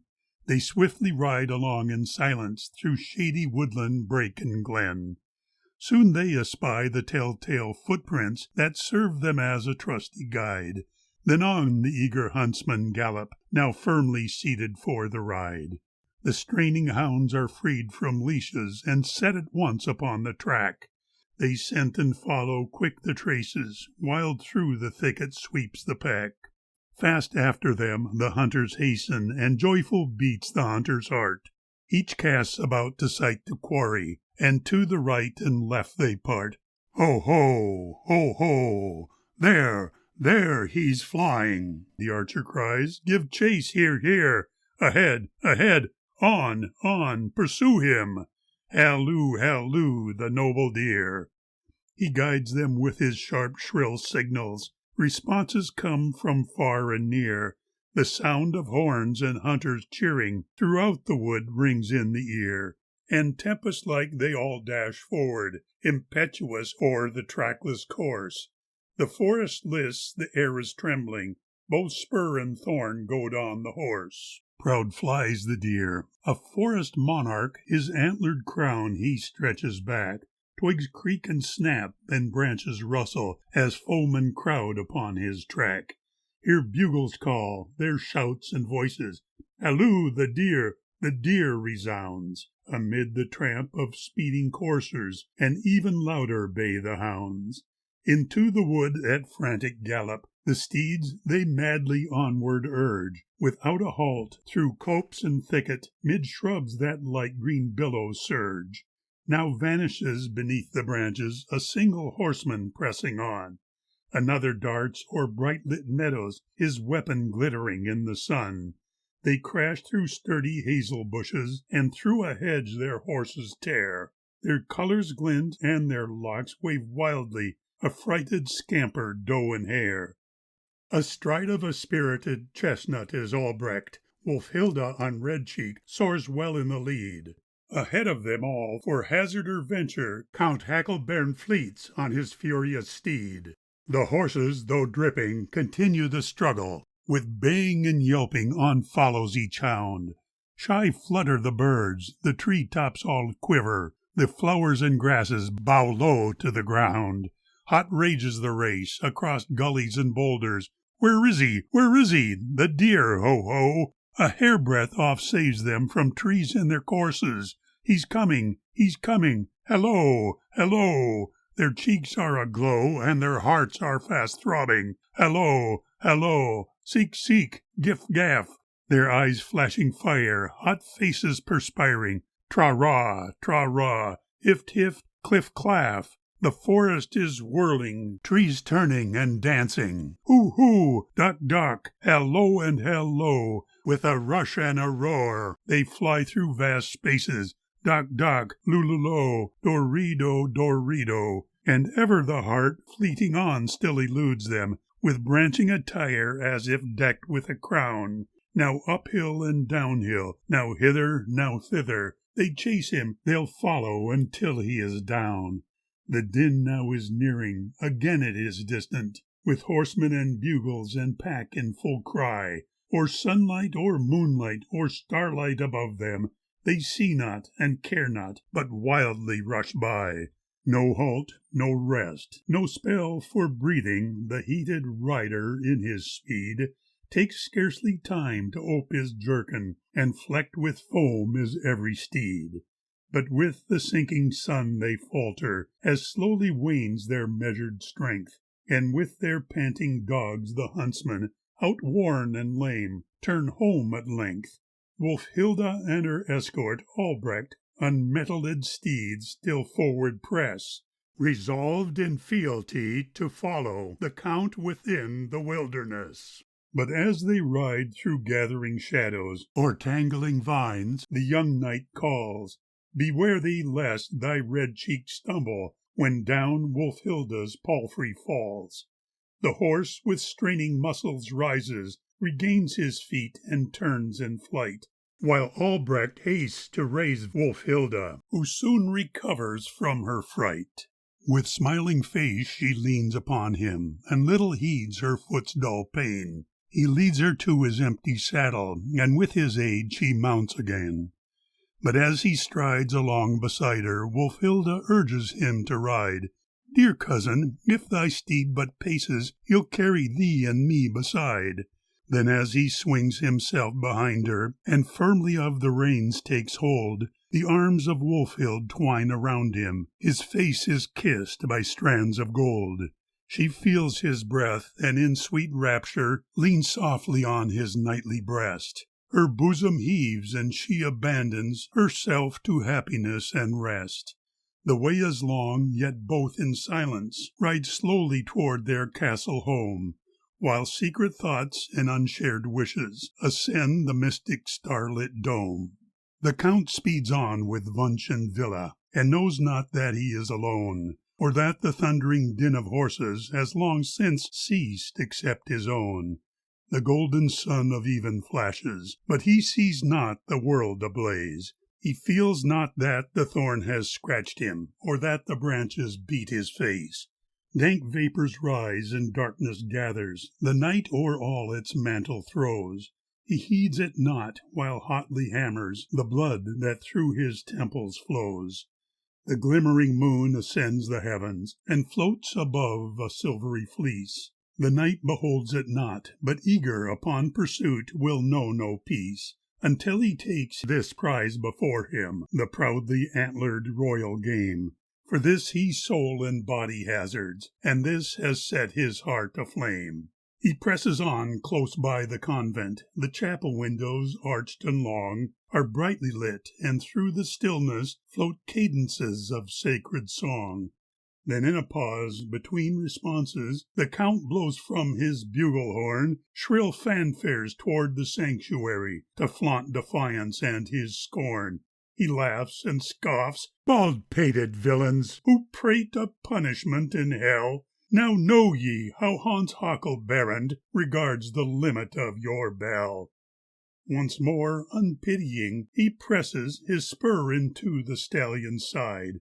Once more into the forest charges, without a sign or light to guide. And Villa howls along in fury, and on their desperate way they go, while the Count cries on and urges, "Wunsch, Villa, seek, hallo, hallo!" Like tempest roars and onward rushes the maddening chase through wood and brake, as if the rocks had burst asunder and thunder followed in their wake. When suddenly the steed, affrighted, cuts short the reckless frantic ride. He rears and plunges, backward bracing, refusing to advance a stride. He snorts and stamps, his body trembling, then crouching low he will not move.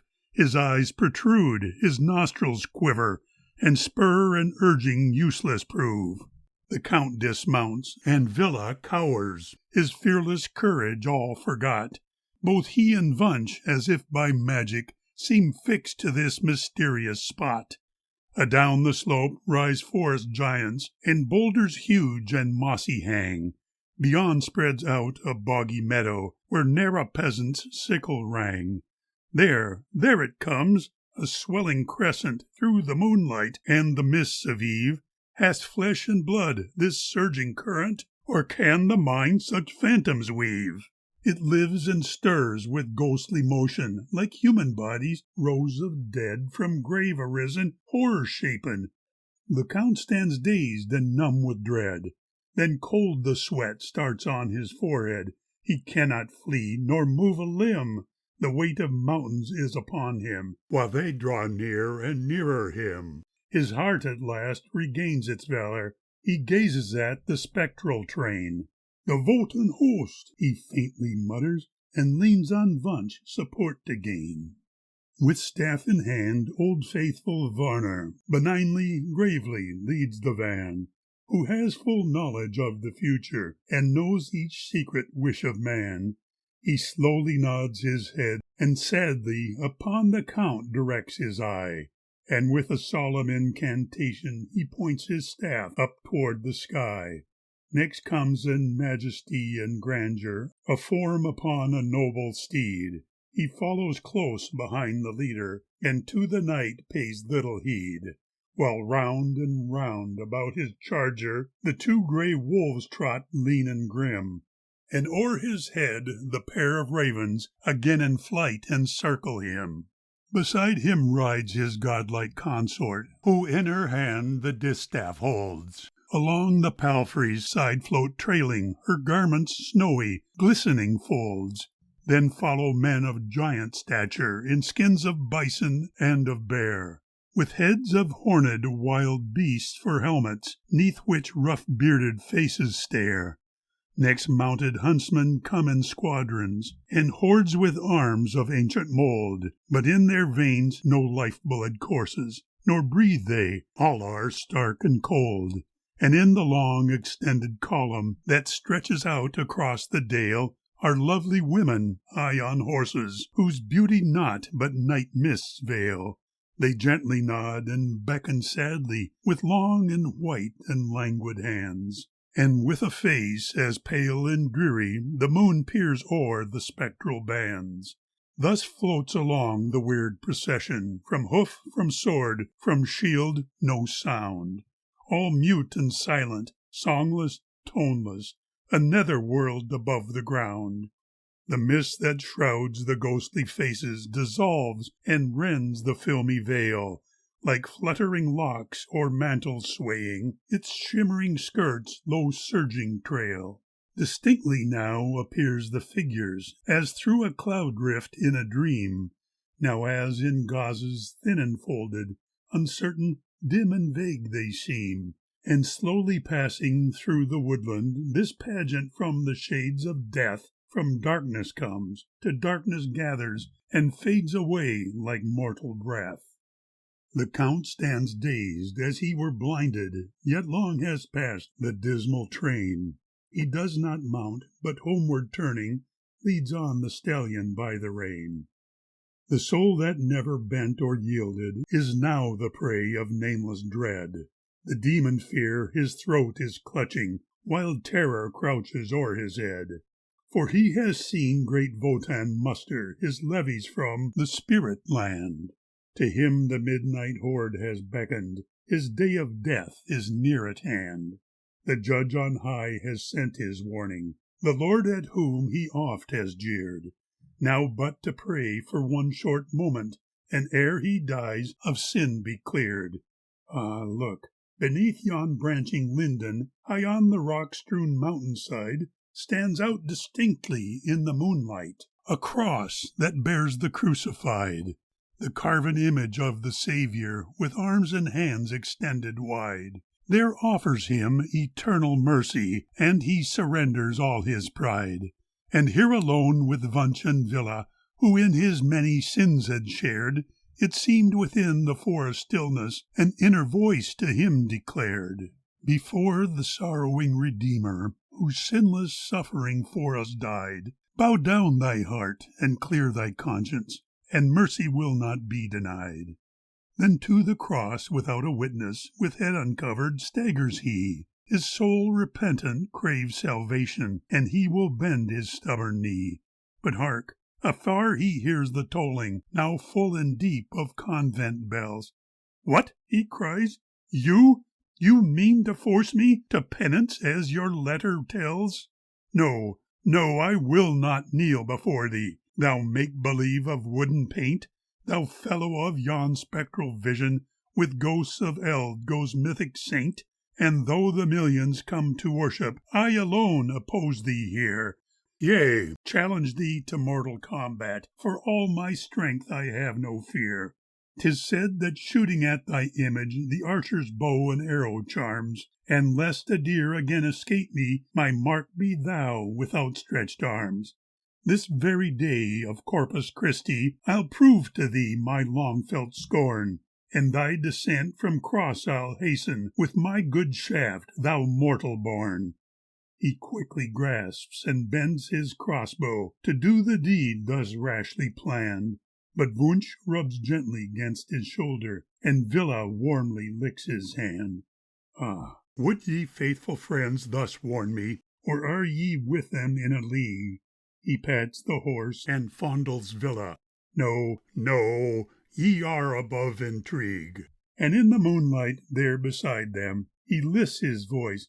"Christ Jesus, tell, if through thy death and guiltless suffering thou savest man from lasting hell, is there, forsooth, a life hereafter, a heaven of eternal bliss? Or, taught by falsehood and invention, are hope and fear alike amiss? Oh, give a token, beckon to me. Wilt pardon grant if I repent? Withhold not, save me now or never, I am upon thy answer bent." And while he lists on dying breezes that play about his fevered brow, there floats a bell's slow mournful cadence. The monks reply, O cursed be thou, with whom hypocrisy and priestcraft go hand in hand throughout the world. Thou idle scarecrow, by my arrow be thou from thy high station hurled. He snatches from his back the weapon, puts on a shaft and bends the bow. That instant, by his voice affrighted, before his eyes there runs a doe. He sees it not, but hears the bell toll. Unswerving he takes steady aim. The shaft strikes sharp and shrill the timber, and shivers through the Saviour's frame. The Count his bosom clutches quickly, he feels a sudden stinging pain. A moment full of mortal anguish, the convent bell is mute again. A storm roars from the mountain summits, and deafening thunder claps resound. His body shattered into pieces, the Son of God lies on the ground. The Count no longer thinks of dying, the gain of heaven or its loss. Firm in the stirrup turns he homeward, and leaves his arrow in the cross. End of chapter 5. Chapter 6. The Next Shot. In the morn the castle servants were, as wont, within the gate tower for the early draught assembled. One and all, the hunters, wardens, Dame Agneta, and the women sat around the oaken table. But instead of chat and banter that lent cheer to all their gatherings, now a doleful silence brooded, for their thoughts dwelt on the stag hunt, and its fruitless unknown ending. Dame Agneta first gave vent to her ill humour. "'Tis no wonder that the 22 antlers yesterday slipped through your fingers. Badly lamed and jaded horses is what comes of sinful hunting on the holy Corpus Christi. Elsbeth, tell me," she continued, "how's the foot of thy young mistress?" "Oh, the foot is least. I'm certain she has lain the whole night sleepless, for her eyes are red with weeping, and she looks so wan and wretched." "There," exclaimed Dame Agneta, "said I not I heard her sobbing as I passed along the hallway? Fie, thou ever-listening gossip! Woman, mend thy ways, chid Gerhardt. "One thing I would fain unriddle," quoth the groom. "What evil fortune has upon our master fallen? Wunsch and Villa mope and shiver. 'Tis as if the Blocksberg witches had flown over them at midnight." "In the early morn," said Taily, "as I stepped into his chamber, in his restless sleep he muttered, 'Voda, Voda, there I see them, there they vanish in the distance.'" "Said he that? Then God have mercy," cried out Gerhardt, sore affrighted. "He's the Wotan host encountered after midnight in the forest. He whose mortal eyes behold it has the powers above offended. But the host moves after Yuletide, ere the 12th night, and no later," Ludolf argued. "All the greater is the cause for fear," cried Gerhardt. "Did ye lasses cease your spinning?" asked Agneta. "Be ye cautioned. If at night the Voda passes, all that turns must stop directly, be it spindle, cart, or mill wheel." "Were the doors shut tightly, Wenzel?" anxiously inquired the falconer. "Where in line 3 doors stand open, there he has unhindered passage, and throughout the year then follow only evil, strife, and sickness. Sight the devil, quick you'll have him," warned Agneta. "Things are going to the bad o'er all the country. Ask friend Wenzel if they be not."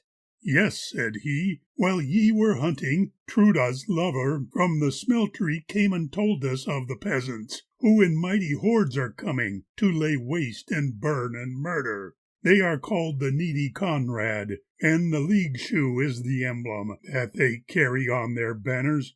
Thomas Münzer is their leader, he of Stolzberg in our mountains. Boldly they demand that ground rent, interest, taxes, tithes, and tenure at one stroke be all abolished. And they ask a fair partition, both of timberlands and pastures. If the barons in their castles slight these many claims for justice, if they scorn the needy Conrad, they will surely rue their folly. When the Leaguers once have triumphed, they will rouse old Barbarossa, sitting in Kyffhoitza Castle, with his beard grown through the table, that he may restore their freedom with a charter for their warrant. Far and wide extends the rising, spreading over all the empire, in Franconia and Alsatia, Switzerland and on the Danube, in Thuringia and the Breisgau. Unrestrained the rebels riot. Evil tidings, grumbled Gerhardt. See to armor, walls, and weapons, that we may defeat and hurl them bleeding from the castle ramparts when they come for contribution.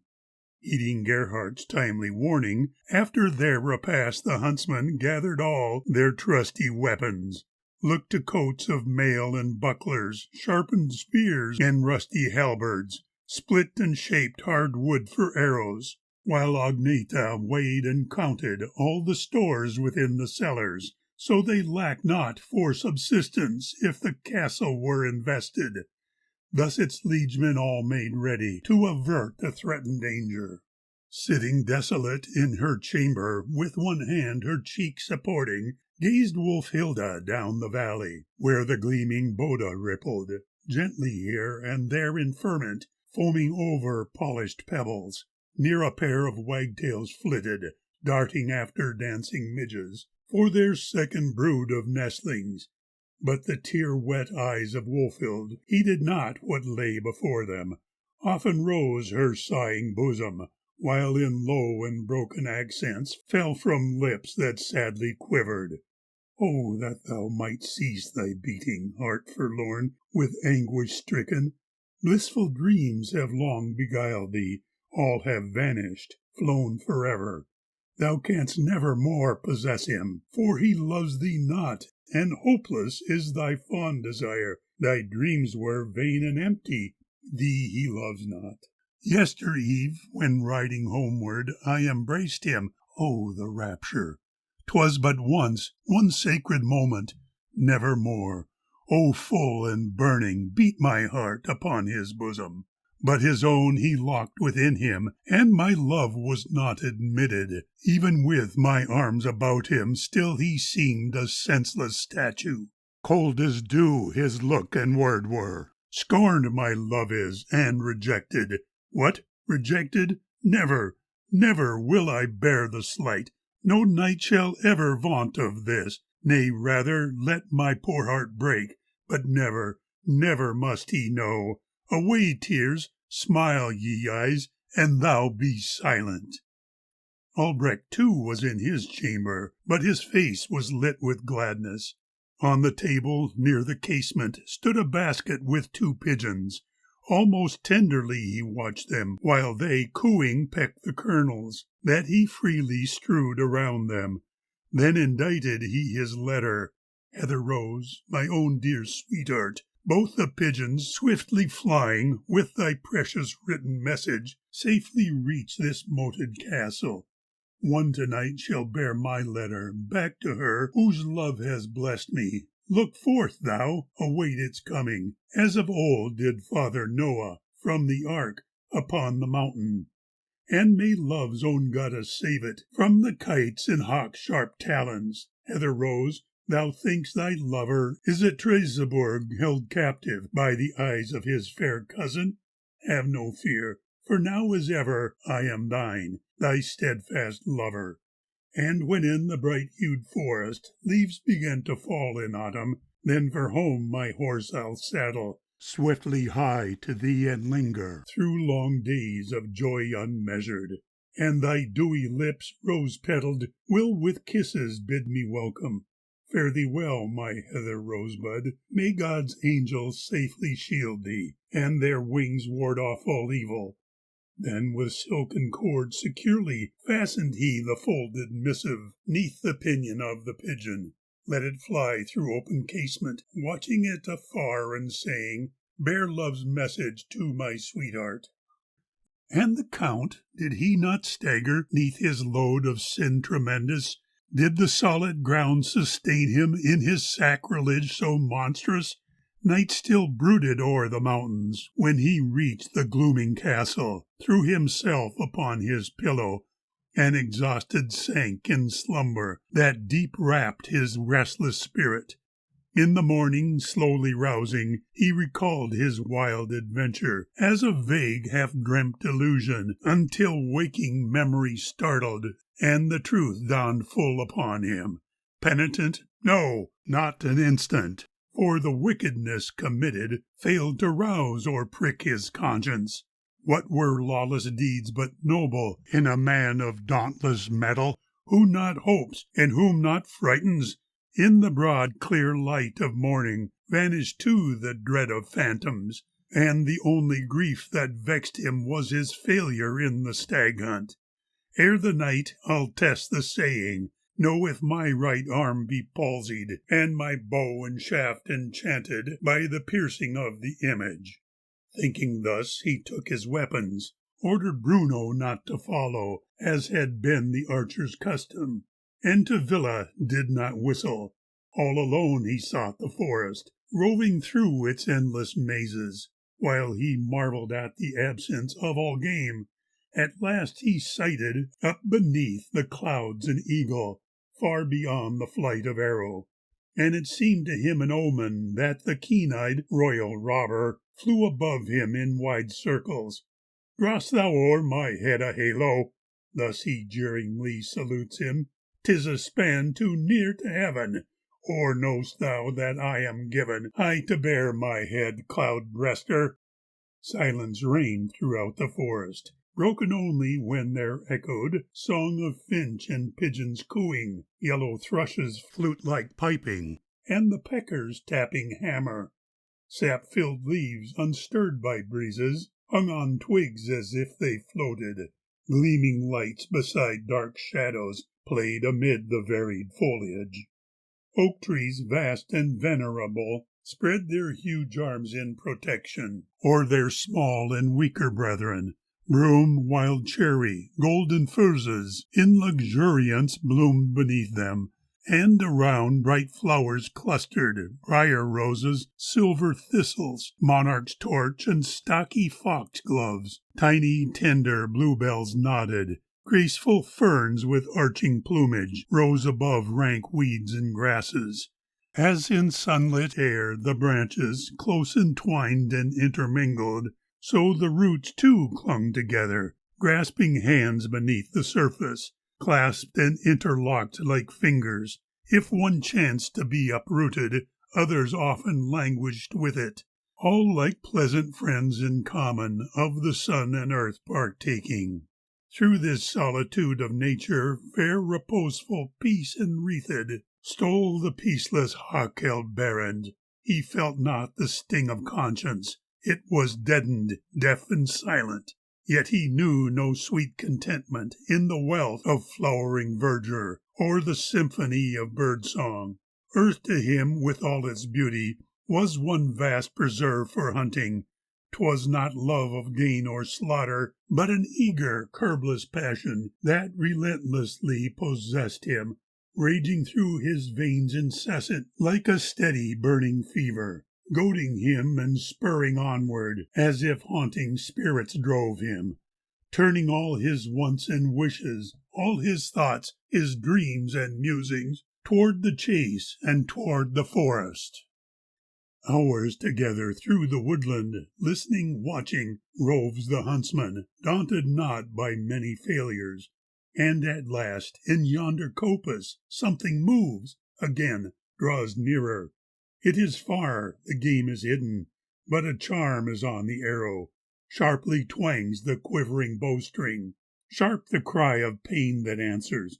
No dumb brute has tone so plaintive. That was human. Through the thicket hastes the count, and there finds Waltraut, swooning, bleeding, midst the bushes, that with gentle arms enfold her. Pale with fear stands he, the fearless. Ha! Art fooled! The devil fooled thee.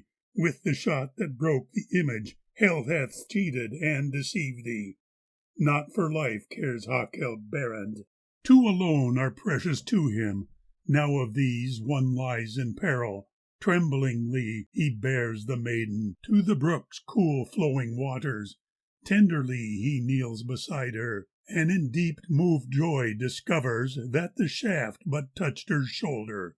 Soft he bathes the wound and binds it, while with gentle words he soothes her, as her wondering eyes reopen, presses her with kindly urgence to come with him to the castle, where Wolfhilda, like a sister, will watch over and attend her.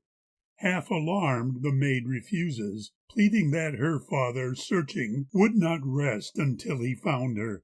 But the Count, in kind rejoinder, soon allays her lingering scruples by the promise of a message to the collier in the forest. Now his eyes, so dark and burning, seem to beam on her benignly, and his ever-dreaded presence loses all its terror for her. Wondrous is the strange emotion that sweeps o'er her as she gazes at the gloomy man beside her. She no longer stems resistant this mysterious drift of feeling, and there's Ludolf at the castle. So she yields and leans a-drooping on the strong arm that supports her. Much its wonted inmates marvelled as the two approached the stronghold. Who had ever seen a flower on that close-drawn leather jerkin? Now behold the Count and Waltraud. Kindly is the maiden's welcome. Known to all and greatly cherished is this unspoiled child of nature. Sweet Wolfhilda speeds to nurse her, and Agneta, skilled in healing, hurries for her prescient unguents, while her lover's greetings mingle with his anger, half forgiving, toward the grim and rueful huntsman, whose fell shot had brought her to him. Straight the Count dispatches Ludolf with a message to the collier, and thereafter seeks seclusion in his lonely tower chamber. Sunset tinged the west as Ludolf turned into the well-worn pathway from the castle to the coal kiln, so oft travelled lightly by him when he sought his forest sweetheart. And he thought of Olca's sayings when she had revealed his future. Was his loved one's wound, he wondered, but the prelude or beginning of that prophecy's fulfillment, with the worst fate still before him? For old Olca spoke of quarrels, conflagration, smoke, and slaughter. Anxious, filled with dark misgivings, strode he through the noiseless forest. Suddenly, from out the thicket, Collier Folrot leaped before him, with a long and heavy cudgel. Wrath made terrible his features, and he seemed as huge and frightful as the wild man from the Hartz wood. "Villain, now I have thee," cried he. "Tell me, if thy life thou valuest, where hast thou my daughter hidden?" Ludolf, first a step retreating from the madman, calmly answered, "I was on my way to tell thee what at noon befell the maiden. Now my lips are sealed with silence till thou bearest thyself more gently. Then shalt thou know fully of her." "Darest thou defy me, fellow?" Folrat snorted. "I'll soon teach thee." As he raised his club to strike him, Ludolf drew his gleaming weapon, but the collier with his cudgel struck it from his hand adroitly, seized and shook him by the collar. "Villain, say, where is my daughter?" "Not for thy sake will I tell thee," shouted Ludolf, gaining freedom, "but because thou art the father of the maid I love and honor. Folrat, thou dost charge me wrongly. At the Treseberg is Waltraud." "Liar thou, and worthless rascal!" roared the collier, roused to fury. "Were I told she'd climbed in safety to great Wotan's mark, I'd sooner think it true than that my daughter had set foot within the castle, and no robber dragged her to it. 'Twas the Count himself who brought her. He, by sad mischance while hunting, shot and grazed her on the shoulder. Now his daughter waits upon her, and will soon restore her to thee." "Lies again," loud scoffed the savage. "Wounded by the Count? Thou'rt raving. He hits surer, game or women. Ho, ye fellows, come, I need ye." And he beckoned two stout woodmen who'd been felling trees for burning, and, attracted by the clamour, had been listening to the quarrel. "That's the rascal stole my daughter," Folrat cried, "and he refuses to disclose her place of hiding. Take your withes, and we will tie him 'twixt that pair of oaken saplings. With their help his tongue may loosen." In the brief, unequal struggle, Ludolf soon was overpowered, and his bonds securely fastened. "Wilt thou tell before we leave thee?" asked again the irate collier. Down the hunter's cheeks in anger rolled hot tears, but still he spoke not. "Think upon it till the morrow. If the bears and wolves at nightfall save thee not from further answer," Folrat snarled as he departed, followed by the stolid woodman. As if crucified hung Ludolf, helpless, lone, and at the mercy of all nightly prowling creatures. Low he set a paternoster, quietly his doom awaiting. Darkness fast succeeds dim twilight, with its phantom brood of shadows, when he hears a sudden rustling in the underbrush behind him, and his limbs begin to tremble as with straining ears he catches sounds of breathless, panting scenting, and a stealthy pitter-patter coming nearer, ever nearer. "Ah, the wolves! Be quick, old fellows!" thus he mutters. "None of your kind have I needlessly tormented," when before his eyes dread survey hobbles Folrat's aged mother. "Still, be still," the woman whispers, "for I came to help, young hunter. I looked on from yonder thicket, but I had no power to aid thee. Here's my sickle, it will free thee. Lord o' mercy, all is useless, up beyond my reach they've tied thee." "Do but leap, or stand on tiptoe," Ludolf urged in his impatience. But old Olka stood there silent, shaking her grey locks in sorrow. "'Tis in vain, I cannot reach it." "With a pole, belike," said Ludolf, "I may slightly bend the saplings." "But the least bit more," urged Olka. "Draw them down a finch step lower. There, 'tis done, and now the other. Quick, give me thy sickle, mother." And he cut the withes asunder. Freed again, his strained arms aching, Ludolf flung them round old Olka, and in gratitude he kissed her. Then she vanished in the bushes. End of Chapter 6. Chapter 7. The Abbot of Vulcanreden. Two stout monks of Vulcanreden, in the sultry heat of noontide, strode along the forest pathway, briskly plying alder branches to ward off the stinging midges, and to cool their glowing faces. By the side of each good brother hung a basket rudely braided of the slender twigs of willow, and within these, packed in nettle, many jointed crayfish crackled, as their bony armour grated. Valiantly these godly fishers waded slowly up the Vida, had at length with booty laden turned them homeward to the convent. Now they eagerly debated how to cook their toothsome prizes. One held they should slowly simmer, while the other counselled boiling. Each then counted on his fingers all the pros and cons, but neither changed the other's firm opinion, though they both agreed that sauces gave the dish its needful savour. Then they trudged along together for a while in perfect silence, broken soon by Jeremias in a doleful tone lamenting, "Long our carp bell has been silent. Trout I've had now to a surfeit." "Verily," laughed out Esaias, "but for eels and parsley garnish, seasoned with wild sage and pepper, we'd be sorely tried to bear it." "With the carp there goes a bumper of old Salva wine. What sayest thou?" asked with sparkling eyes his comrade. Plodding on beneath the branches, their famed wine they were discussing, cask by cask throughout the cellar, when with eyes of stricken terror, straight they saw the barren cross-tree, and the Saviour's image scattered on the ground in many pieces.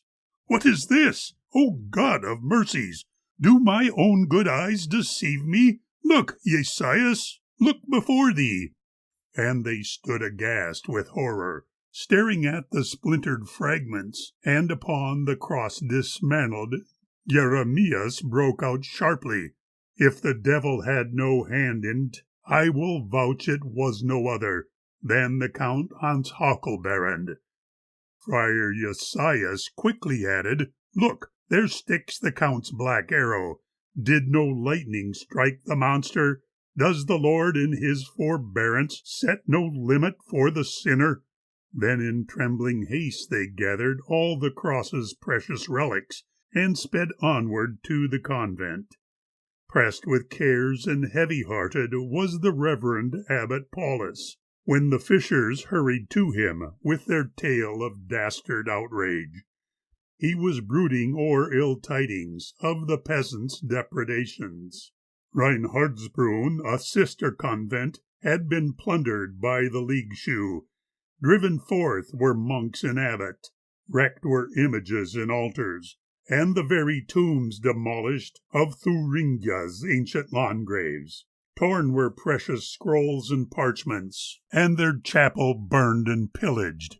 Now the menace of the Leaguers shook the monks of Valkenrieden, and a plague in its contagion, so the angry abbot named it, spread the Doctor Luther's teaching.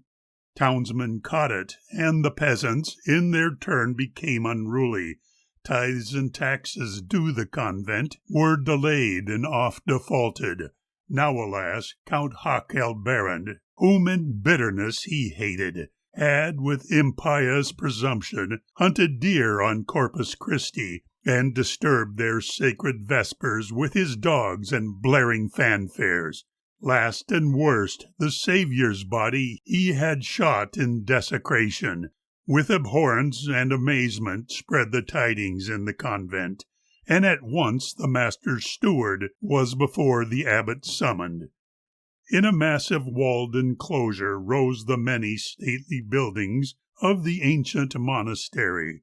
Here were convent house and chapter, with their spacious halls and galleries, dormitory, storage houses, barns, refectory, and kitchen, stables, granary, and brewery, and the chapel standing proudly, with its richly blazoned windows and its sumptuous gilded chancel.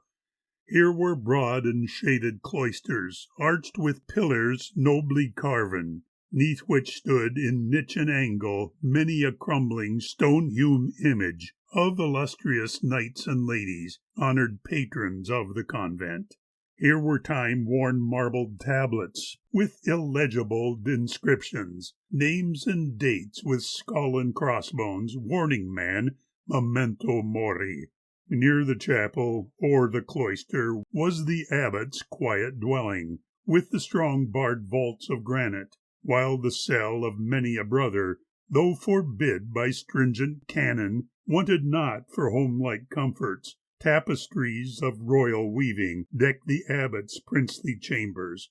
Leathern-covered seats surrounded tables bearing precious parchments. Inlaid cupboards, bossed and gilded, deep-carved chests and polished settles held the treasures of the chapel. Richly wrought there lay upon them golden ewers, silver sconces, ancient monstrances and censers, jewelled copes and gleaming mitres, and a lamp of brass glowed dully, swinging low before Our Lady. Paulus, 39th abbot, from the ancient chapter's founding, counting through its 4 long centuries, was a man of noble bearing, tall and powerful of stature, bold his brow, and deep beneath it gleamed the blue eyes of a master. Stern they were, and proud, yet kindly. Dark, thick locks with silver threaded fringed his cap of purple velvet. Vigorous his step and movement, low his voice, but full sonorous. Up and down in his apartment paced he now, the while his right hand clenched his golden cross of office, and oft pressed it to his bosom, as if thus to still its throbbing. Bowing low, the master steward, with crossed arms, the chamber entered. He was many years the elder, and his body vastly rounder. "Your high reverence commanded," said he humbly, "that your servant—" "No, Johannes, not of reverence," Paulus checked him.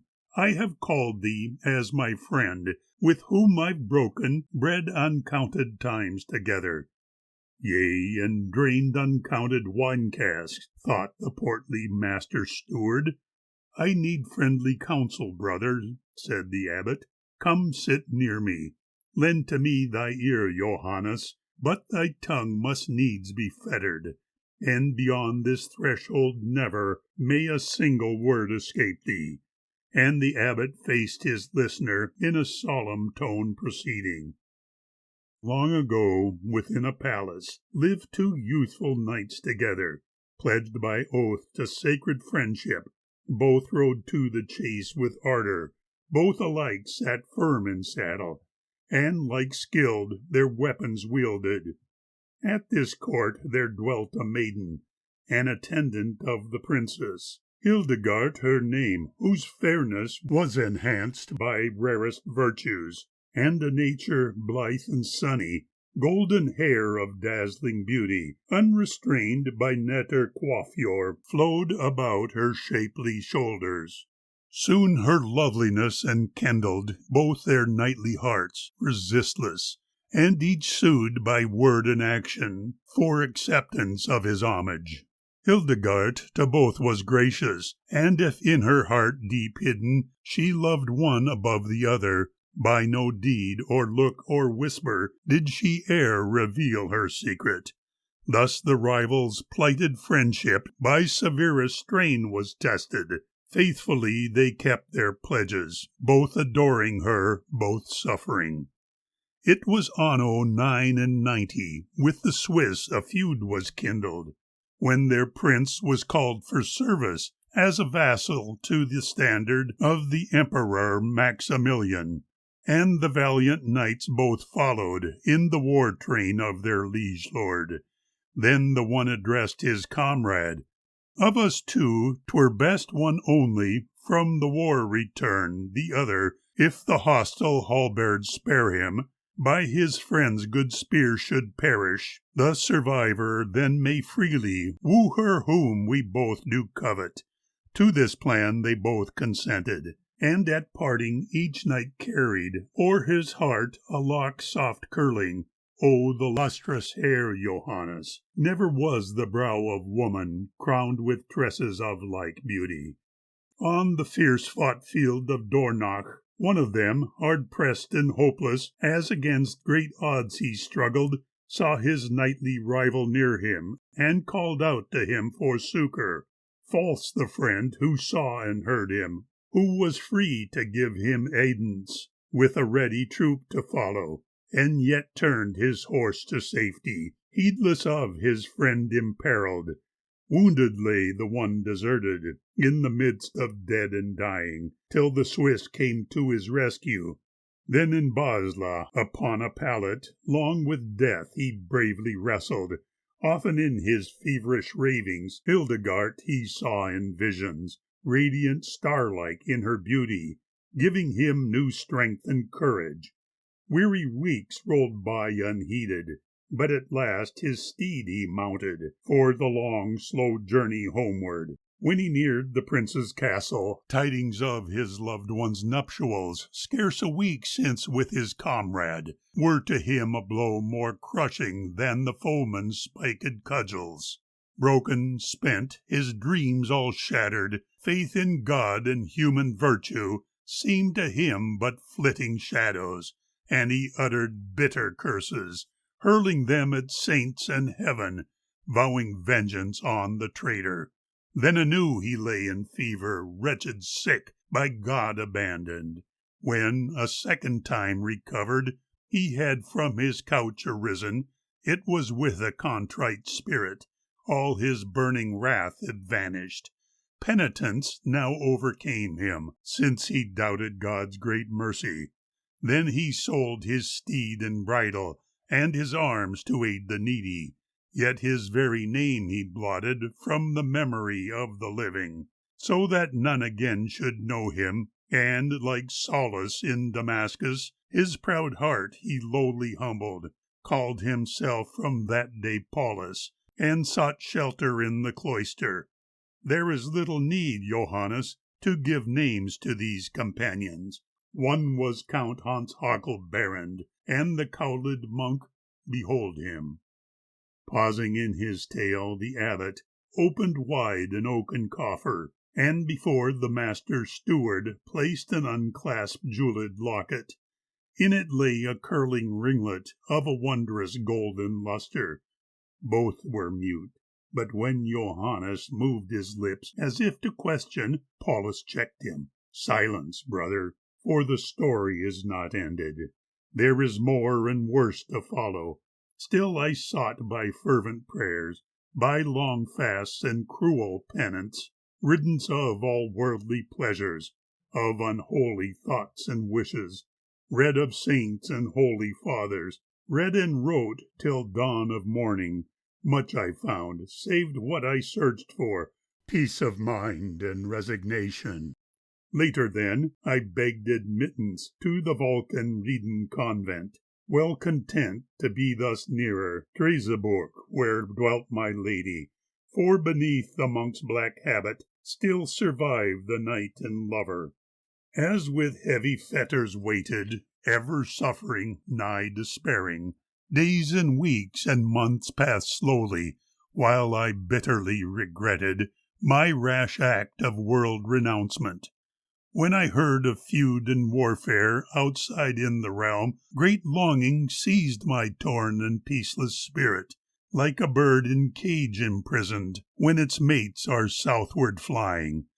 Often was I well nigh ready for escape, my cowl exchanging for a knightly helm and armor, but I lingered on in anguish. Tempted by my heart's deep yearning, from afar I longed to see her, but this mad desire I conquered. Yet I once met Huckelberend, and my hood I quick drew o'er me, till he passed me by unheeding. And so well have I contrived it, that he has not yet suspected Valkenrieden's hated abbot is his erstwhile friend and comrade, once called Egon, Count of Hordorf, long deemed dead and nigh forgotten. But the Countess Huckelberend, hearing of the monk whose learning spread his fame beyond the convent, came to him to make confession. From my cell and Plato summoned, hastened I to my confessional, knowing neither name nor station of the one whose stricken conscience needed priestly intercession. And, as wont, I calmly entered. But, Johannes, what wild tumult fell upon me as I listened to that voice so well remembered! Not an instant's doubt possessed me. It was she, my best beloved. 'Twas as if her soul's white passion entered into mine and scorched it with a flame of heavenly anguish, anguish that o'erran my being, vibrant like some wind-swept harp-string. From my seat behind the lattice, in the chapel's gloomy twilight, I saw Hildgart's tresses gleaming. Dazed and mastered by emotion, reeling in my stall I sat there, and the sin of her confessing, 'twas her love, a love undying, for the knight, Count Egon Hordorf, for the one to whom she weeping her great sorrow now confided. From her lips I heard the story of the comrade's plighted friendship, of the call to war, the parting, and her fervent prayer to heaven that I might be saved to claim her, and our love find its fulfillment. Then returned Count Huckelberend, telling of the death of Egon, filled with hopeless grief, and thinking she would honor her lost lover as a sacrifice and tribute to the memory of Egon. This his dearest friend she wedded. Never, though, had his loved image from her heart been wholly banished. Often she in dreams beheld him. In the arms of Huckelberend it was Egon she remembered, and thus in the man beside her she had loved the friend departed. And a vivid premonition had incessantly pursued her that Count Hordorf still was living, and that she again would meet him, to whose soul she was united, then as in the life hereafter.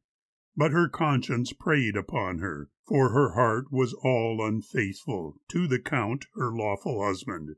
So in her distress and sorrow she besought my priestly counsel. Now, Johannes, when great burdens are imposed on man by heaven, he should murmur not, but bear them. If the load becomes too heavy, he may sink when strength forsakes him, as beneath the cross our Saviour. Or the flesh revolts and leads him on to guilt and base dishonor. Thus I fell when I was tempted.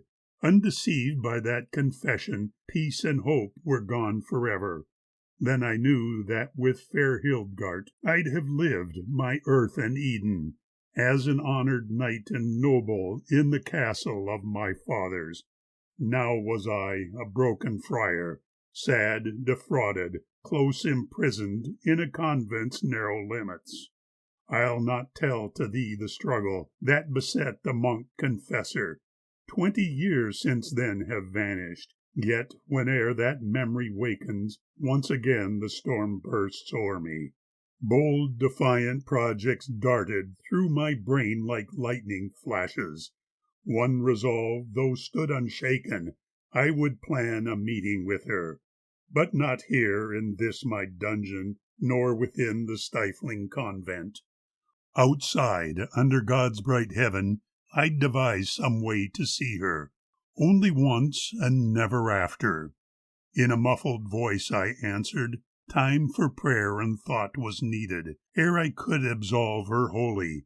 Yet I bade her be of comfort, and at sunset in the forest, humbly suppliant for his blessing, at the cross invoke the Saviour. It was then and there I met her, joy and anguish intermingled, as our hearts beat close together, once with tenderness embracing, but to part again forever. Hildgard's very soul was riven, and by grief she was so stricken, that within the sennight following came her passing, peace be with her. Thrice ye've chosen me your abbot, twice did I refuse the honour, but now as your faithful shepherd bear I abbot's staff and mitre. Mindful of a charge so sacred, I maintain with instant duty all the power of the convent. Thus it was on me incumbent to admonish, yea, to threaten the offending Huckleberend. Now this monster has committed an outrageous crime 'gainst heaven, and the Church's curse must follow. But I know not yet my duty. Is it meet and right, Johannes? Dare I, with my own vows broken, at the very cross he shattered, with my conscience sorely burdened by the death of Countess Hildgard, now approach our holy altar and proscribe her loathed husband? While I bear him deadly hatred, does a lover's wrath not harm me when I smite with heaven's vengeance? Now thou knowest all, Johannes. I await thy friendly counsel. Long Johannes sat in silence, wrapped in thought and sternly visaged. Then he slowly gave his answer. If thou all to me submittest, to decide and render judgment, grant me time for due reflection, and for prayerful meditation. Weighing well thy words, I'll judge thee, what is meet and what thy duty. Guard thyself, and if thou hearest chapter bell at sunset tolling, know that acting by thy warrant I have summoned all the council. When the brothers have assembled in the chapter hall together, then by virtue of thy office lay the Church's ban upon him. Hear'st thou not, let God's great mercy mete out justice to the sinner. Clasping hands in faithful silence, Paulus and Johannes parted, slowly dragged the hours of waiting in their lonely cell-seclusion. When at eve the lingering glimmer from the golden cross had faded, loud the bells rang out resounding, deep-toned solemn, woe-portending. Full arrayed, the abbot Paulus, with his silver staff and mitre, firm of step the chapter entered, striding straightway to the lectern, and before the grave assembly uttered excommunication of the Count Hans Huckleberend, and consigned him, soul and body, to damnation everlasting. End of chapter 7. Chapter 8. Wolfhilda and Waltraud.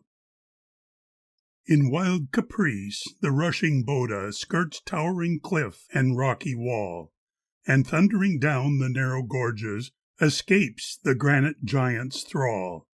In widened vale through mead and woodland it gleams and winds and gaily plays, and spatters foam on stones and ledges that chide it in its sportive ways. It skips along the lush green meadows to give the thirsty herbage drink, and rippling onward idly dallies close by the darkling forest's brink. It lures the trees that lean above it within its cooling dews to lave, and see their over-drooping tresses submerged beneath the tranquil wave. Beside them in its crystal mirror the clouds and sun and moon are shown.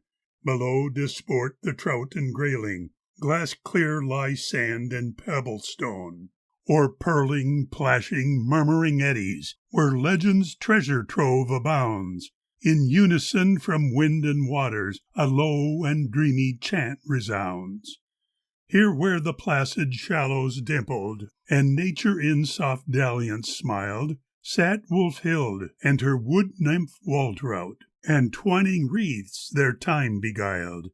Forget-me-nots so blue and tender Wolfhilda for sweet Waltraut wove, while Waltraut wonned for her dear lady green leaves new plucked from out the grove. Wolfhilda sought no sun-dyed floweret that there its dainty head did rear, but chose to wear for her adorning the lustered oak leaf's green austere.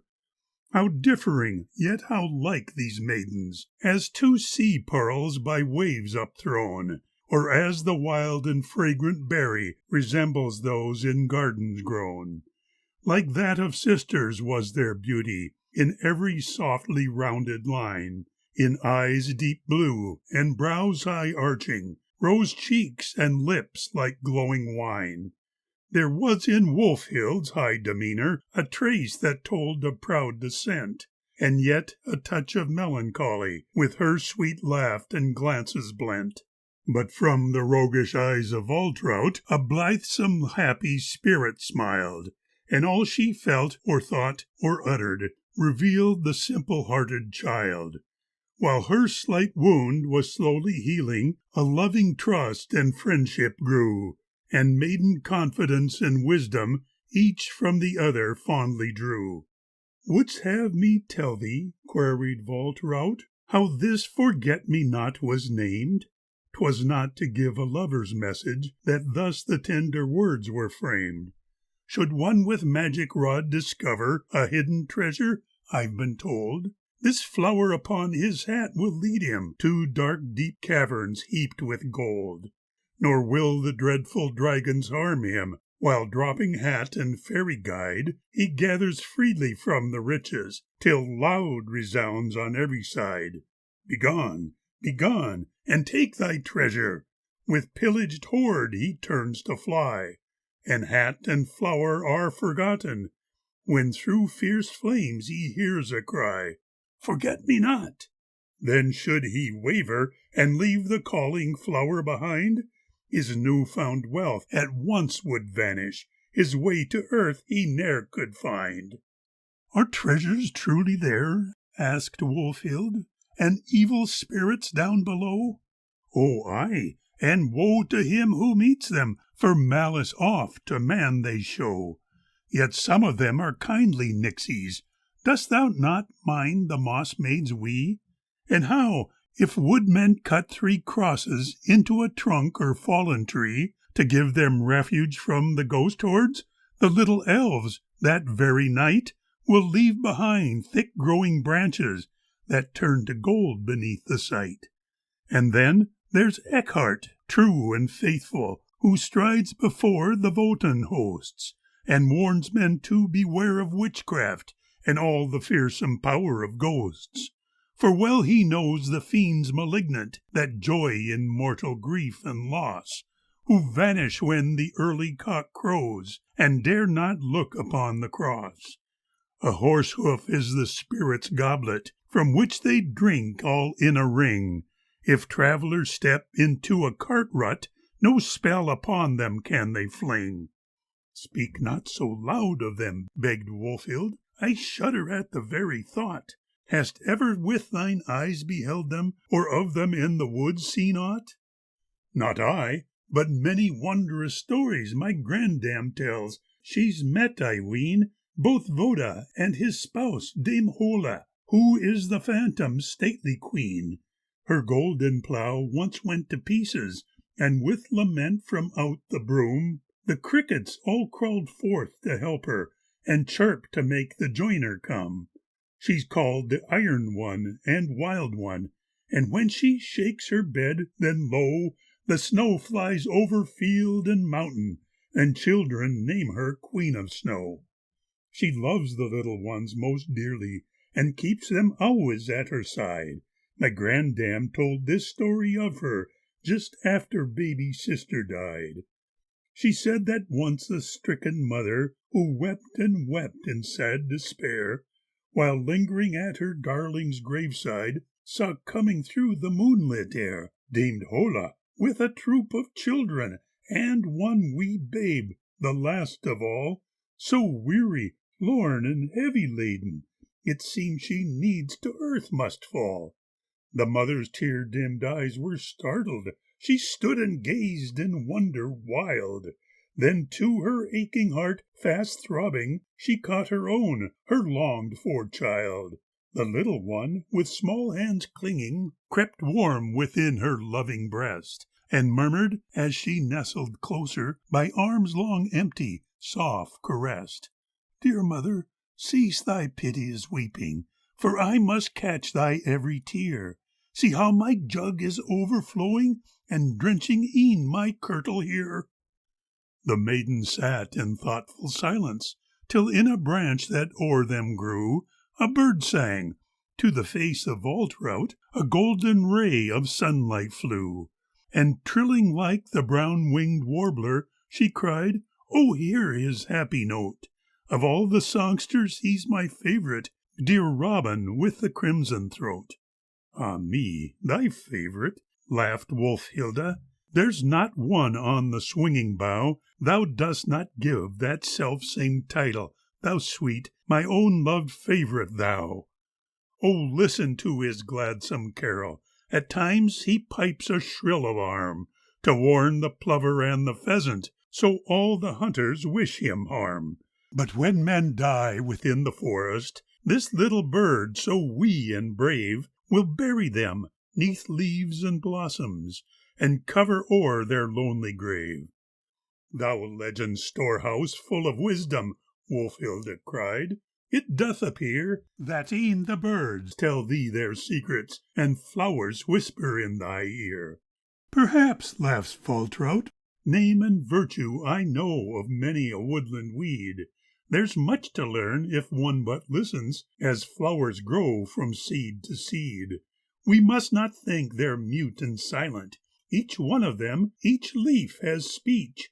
They have a voice, a tiny, sweet one, that fails our blunted ears to reach. And deaf we are to all their prattle, but it is well they are not heard, for else there would be such a clatter we could not understand a word." "Now," Wolfhild spoke, "don thy bright chaplet," and Waltraut answered merrily, "I too can wind around thy tresses the wreath that I have twined for thee." In Waltraut's hair, where sunlight glinted, appeared the dainty band of blue, as if by hand of fairies fashioned, to gild her loveliness anew.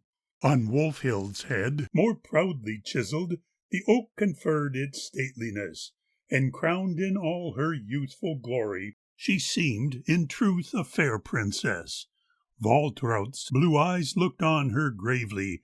Whoever wears the oak's firm leaf will love with loyal, deep affection, if love bring joy or withering grief.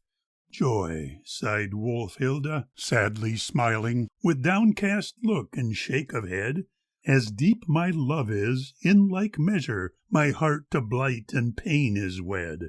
But come, dear child, what saith the emblem that nestles in thy sunny hair?" And in a quaintly tendered warble Waltraut began this plaintive air.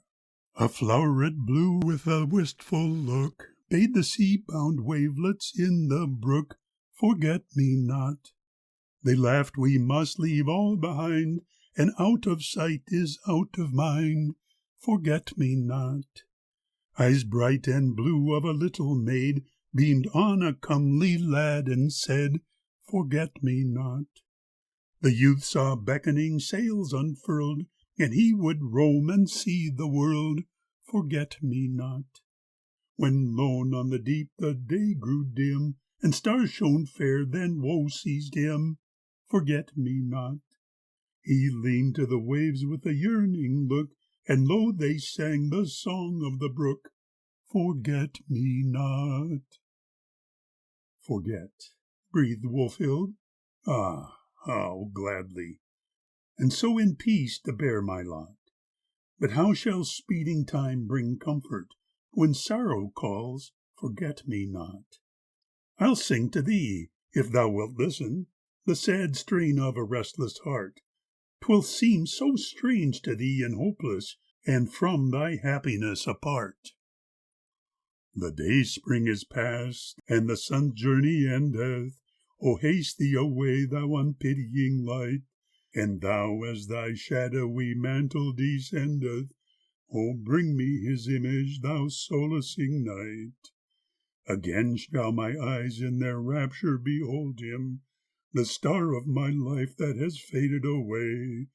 Again to this breast shall these loving arms fold him, and thou, O my heart, dream he'll love thee for aye. O dolorous love that can never know waning, how cruel thy torment, how fatal my plight! If day with its fervor bring grief and complaining, come thou and beguile me, more merciful night. Waltraut, who felt the wistful sadness that sighed in Wolfhild's every word, embraced her friend, and softly caroled a soothing lay, like some night bird. In dewy grass the slumbering flowers dream of the bee full honeyed flown, and night winds sigh in leafy bowers. O dost thou sleep, my love, my own? And pale the moon floats o'er the wood.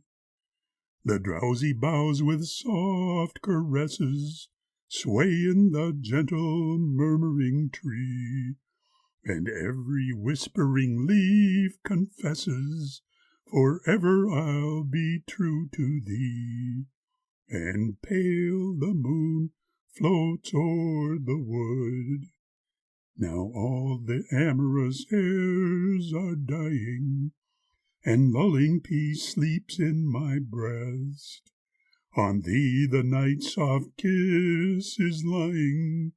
O joy be thine, my love and rest. And pale the moon floats o'er the wood. There passed through copse and tangled thicket a gust of cool, refreshing air. The tender sprays and drooping branches began to shiver everywhere. In stillness born to silence dying, its light wings sped in rustling flight, and with a breathless, low suspiring, long whispers told of coming night. It was the wind that stirs at even, and slips through foliage and bloom, as if it cautiously on tiptoe stole through the wood in twilight's gloom. The maids turned home, and on their pathway encountered, coming from the chase, with arms and spoil, the Count and Albrecht. Contentment mirrored in each face. With branches covered, Bruno carried a roebuck that his master slew, while Ludolf dragged along beside him a wolf whose life-blood Albrecht drew. Devotion shone in Waltraut's glances, avowing all, though lips were mute, while Wolfhild scarcely deigned to answer her cousin's chivalrous salute. The Count with pleasure looked upon them, gazed thoughtfully into their eyes, and lingeringly surveyed the picture that held him there by twofold ties. The young knight spoke, Though well, dear cousin, the dark green oak becomes thy face, 'tis passing strange that not a blossom in all thy garland finds a place. Wolfhilda answered, slightly trembling, the flower and leaf we chance to find, her wreath enhances Waltraut's graces. To simple green my choice inclined. And wisely hast thou done, my daughter, for duty did thy choice allot, since thou, the oak, must ever shelter this tender blue forget-me-not. The Count spoke mildly, as if blessings from days of yore to him recurred, and some long-vanished, conquered sorrow his seared, embittered spirit stirred. How is it, he continued kindly, that thou, Waltraut, dost never ask for any favour I might grant thee? Today I'm merry, name the task. Oh, then today, Sir Count, I'll beg thee the great destructive boar to slay, that ravages the poor folks' harvest, who for some swift deliverance pray. If thy desires extend no farther, why, child, I pledge my huntsman's word. His tusks shall soon adorn thy necklace, and of his harm no more be heard. We'll seek his lair upon the morrow, and speedily he'll meet his end. Thus laughs the Count, as on he leads them, and they the castled hill ascend. The air is sultry, not a glimmer is visible of moon or star, and ceaseless dismal sheets of lightning illume the darkling clouds afar. End of Chapter 8. Chapter 9.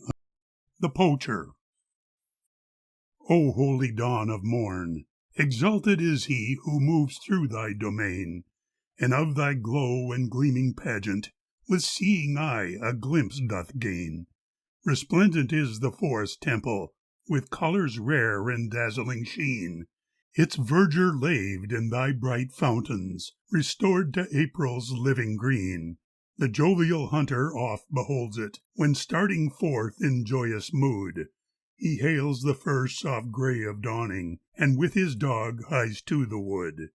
The collier sees it, too, while piling the rounded mound of wood he builds, when stars grow faint and day's bright herald the summit of the mountain gilds. The strolling minstrel feasts upon it, who here has welcome lodging found. Host Greenwood's guest, a weary wanderer, in mantle wrapped upon the ground.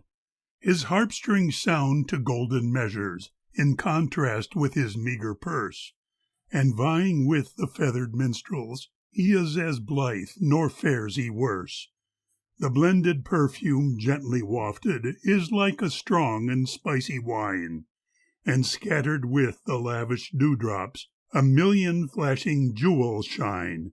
Here beads of crystal clearness tremble, there sparkle green and crimson gems, bright grains of gold and glinting silver, and diamond dust on fretted stems.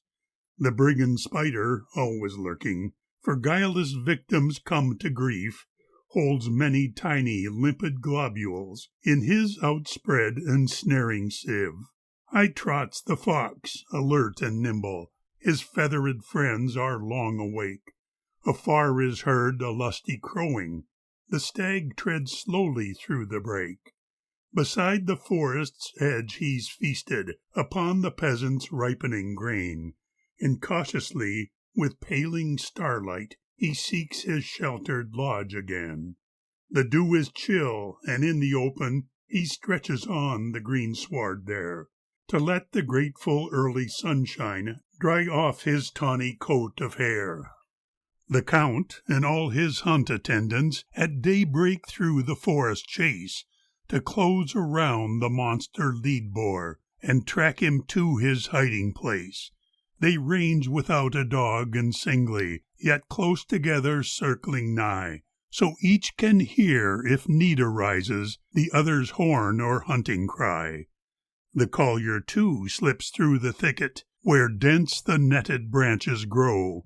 Far distant from his home and coal-kiln, he poaches with his ready bow.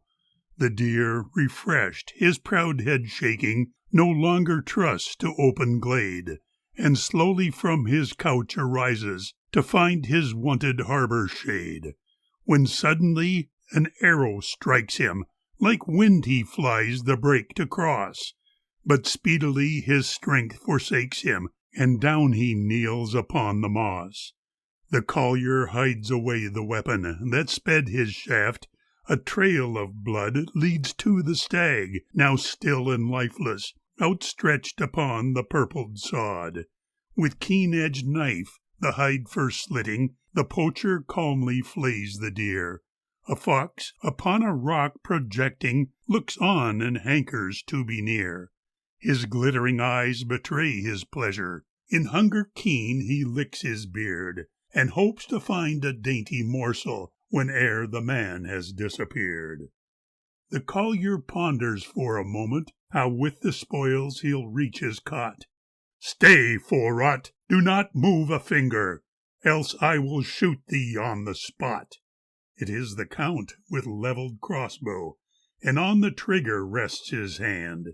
The poacher, for an instant startled, with calmness meets the stern demand. "Your victim you have keenly scented. Shoot quick, Sir Count, and tremble not, for if by chance you now should miss me, you'd never have another shot." He pauses midway in the open, holds tightly clasped his bloody knife, but firm the Count strides on to meet him in deadly conflict, life for life. They stand at bay a few short moments, both silent, then begins the night. "There's still escape from thy just merits. I can forgive and bear no spite." "Not so for me, may God pass judgment, and grant you mercy if he can. But here let the account be settled, between us two now man for man. Give me my own, and it will cancel all differences twixt thee and me. Be Valtrout mine, then shall thy freedom with right of chase be granted thee." "Of that the lightning's bolt might blast thee. The tale of Ludolf then is true. List, I would rather see her buried than leave her, God accursed, with you." The Count, enraged with fury, trembles, blows on his horn the call for aid, then hurls himself for mortal combat, within his hand the unsheathed blade. He reaches not the agile poacher, who vainly lunges at his breast, for both, the lifted forearms clutching, the weapons in their course arrest. In vengeful desperate contention they trample o'er the level space, draw near the stag while madly grappling, and struggle in a fierce embrace. The tangled antlers trip the collier, the Count rolls o'er him on the sod, and each to free himself endeavors, athirst for his fell foeman's blood. The huntsmen toward them rush with Albrecht in answer to the bugle blast, and quickly overpower the poacher, who pinioned to the ground is cast. Now Ludolf swiftly comes to join them, and Gerhard speeds to bring relief. Count Haukeld Berend gives the order, "Up to the castle with the thief." Thereon he steps aside with Albrecht, and bids him go and tarry not.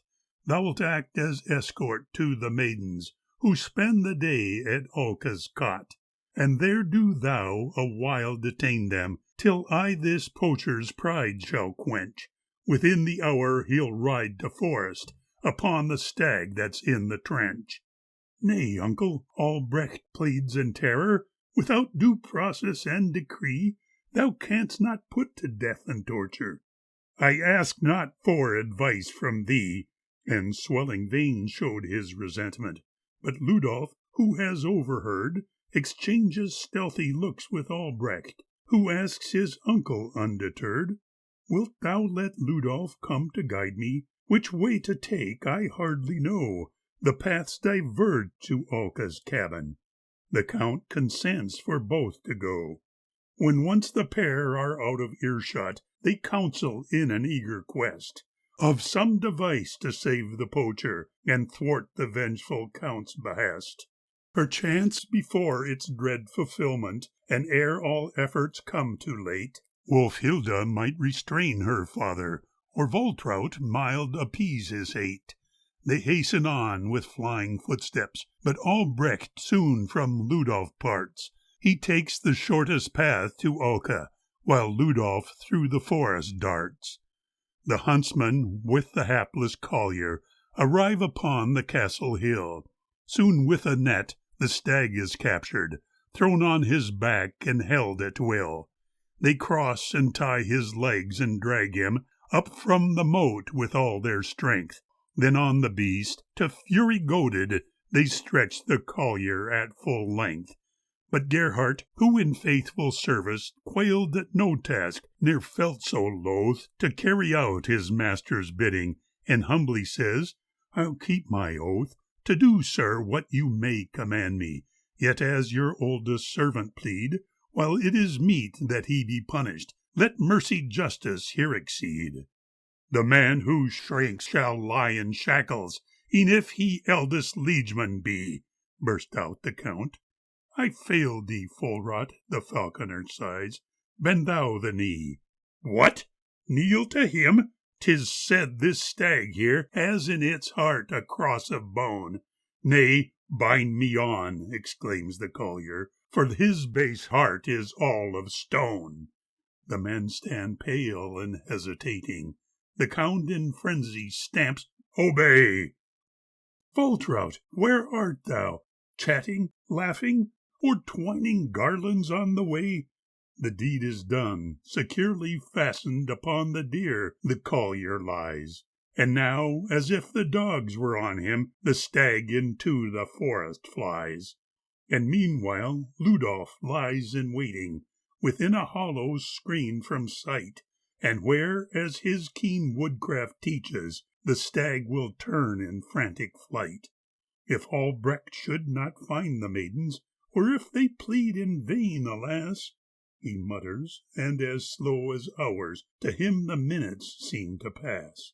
With head bent low he harks intently, a pecking bird, a creaking limb, a falling leaf, the wind's faint whisper. Each startles and affrightens him. His courage sinks, he shakes and falters, unlike a man resolved to save, but like one lying low to murder, whose bow is strung to fill a grave. At last there rises from the valley a rustle, then a crash and roar, that with a tempest's rush draws nearer. Now rally, soul, be faint no more. Take steady aim, hold firm thy crossbow. As lightning swift there dashes on a something, flitting by the hunter, more felt than seen. He shoots, 'tis gone. He hears the maddening race continue. The shot has failed, he'll soon be crushed. The clatter lessens in the distance, but hark, it stops, and all is hushed.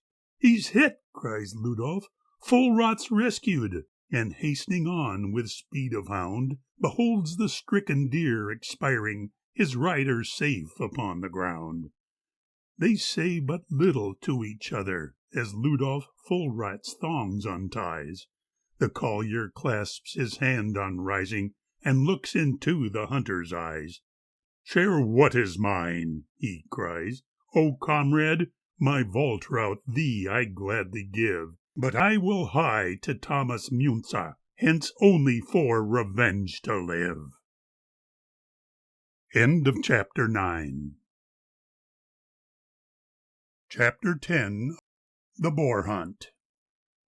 The sultry, breathless days that followed seemed harbingers of destined woe, and sullen clouds of raven blackness, like sombre penance robes, hung low. 'Tis bleak and dismal in the valley, the threatening cliffs the heavens defy. With hollow roar the Boda's waters roll on beneath the lowering sky. It is as if a prison's shackles were thrown on all that revelled free, and peace and joy within the castle were banished by a stern decree. The merry chase no longer pleases, delight no more in song is found. No laughter rings from hall or tower, no falcon call, no bugle sound. and sorely do they feel the absence of one most dearly loved by all. Waltraud has silently departed, and vain is every search and call.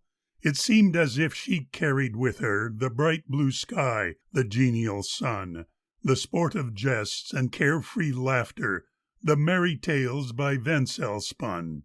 She left behind her care and peril that had till now been veiled from sight. As if dispelled by her bright spirit, they reappeared upon her flight. For frequently of late came tidings of unrelenting, cruel feud. From far and near the peasants gathered, their hands with noble blood imbrued. Men talked about the Helfensteine, whom they had slain in deadly strife, whose Weinsberg castle they had pillaged, and ruthless tortured his fair wife. Of Jacqueline Rohrbach's feast at Easter, and Berlichin's iron hand. Of Metzla, Hippla, Florian Gaia, and Ulrich, Duke of Swabian land. Count Hockel Baron, too, was hated by country folk whose yellowing grain, swept down as if by hail or tempest, laid waste in the Huntsman's train.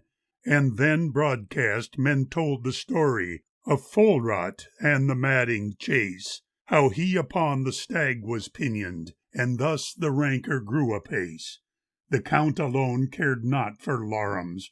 Though peasant hut and princely hall were ravaged, he ne'er feared the havoc that his own castle might befall. When told the abbot had proscribed him, he laughed aloud and grimly said, "The one who meddles with the wasp nest, a little buzzing must not dread." Yet his keen eye had marked the trouble, and gloom revealed in every face, and straight the ancient charm he offered, "Ho! Make you ready for the chase." The needful spears again are gathered, that in the hunt of boar and deer have often trusty service rendered. No timid game that flies in fear is sought today, but one ferocious, the hated boar in all his might, destroyer of the ripening harvest, to Waltraud promised by the knight. The kennel's strongest dogs are with them, the limer on the leash ahead, to find again the trace uncovered where late the coursing huntsman sped. Here deep within the black morasses the savage beasts secrete their lair. Here lurk amid the sombrous twilight the eagle-owl, wild boar, and bear. Gigantic oaks, like massive pillars, uphold the forest's towering dome, their gnarly roots stretched o'er the surface, like dragons in their caverned home, some half in leaf and half decaying, by tempest torn and lightning blast, while others stand in stately beauty of dark green foliage amassed. The huntsmen steadily press forward, the Count leads on his eager band, yet each one feels and sees in others a change he scarce can understand. But most of all their master's bearing now fills them with a vague concern. He's heedless of the quarry's traces, and shows alarm at every turn. Uneasily his roving glances search every screening bush and tree, as if to find some fearful presence, a foe from whom he needs must flee. His heart is filled with dark foreboding, and oft he stops for breath and rest, while plodding slowly through the forest, as if by heavy weight oppressed. Half hid within the miry burrows, close huddled lie the wild black swine. They start and charge in sudden rushes, and grunt and grub 'neath root and vine. But little heed the watchful huntsman, the lesser brutes, or wary sow.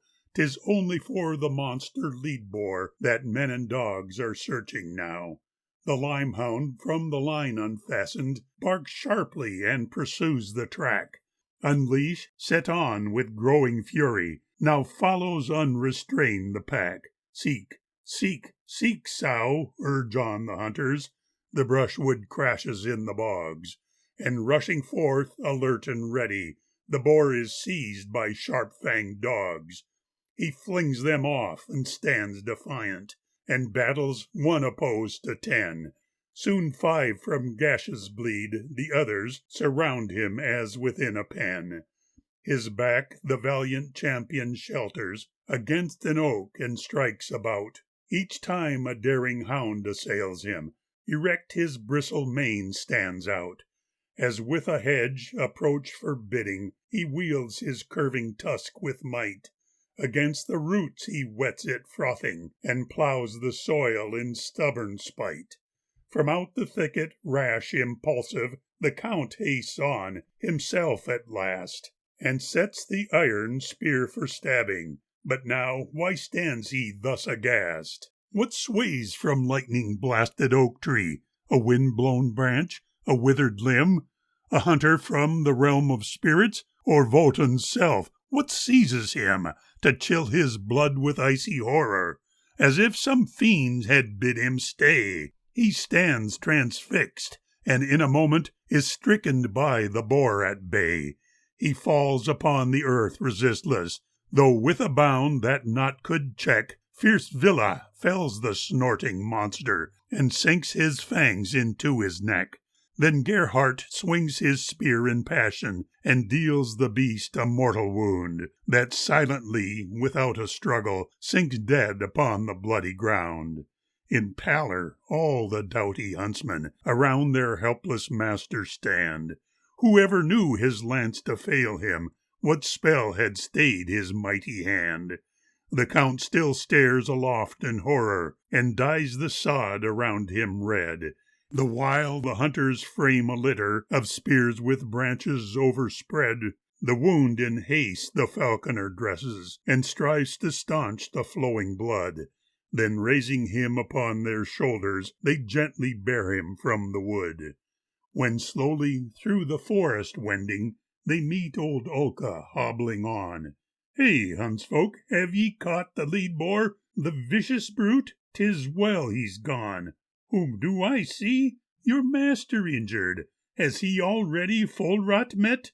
That must have been a lively tussle, for Folrot all afire was set." "Which?" cries the Count, to her in terror, and bids the men to pause for rest.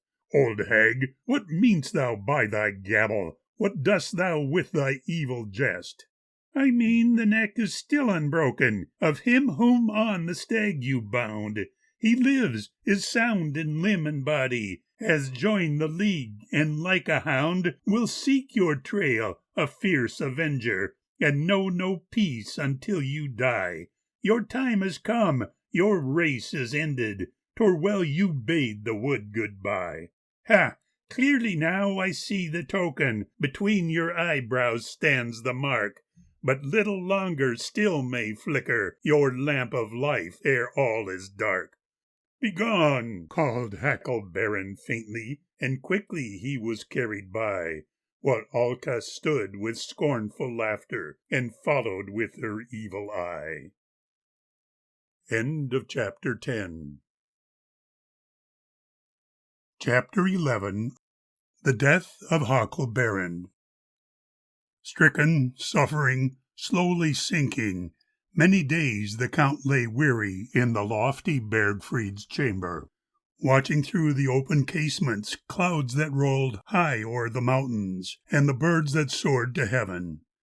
Wrapped for hours in silent musing, his dark eyes betrayed his yearning as they sought the changeful forest, donning now the hues of autumn.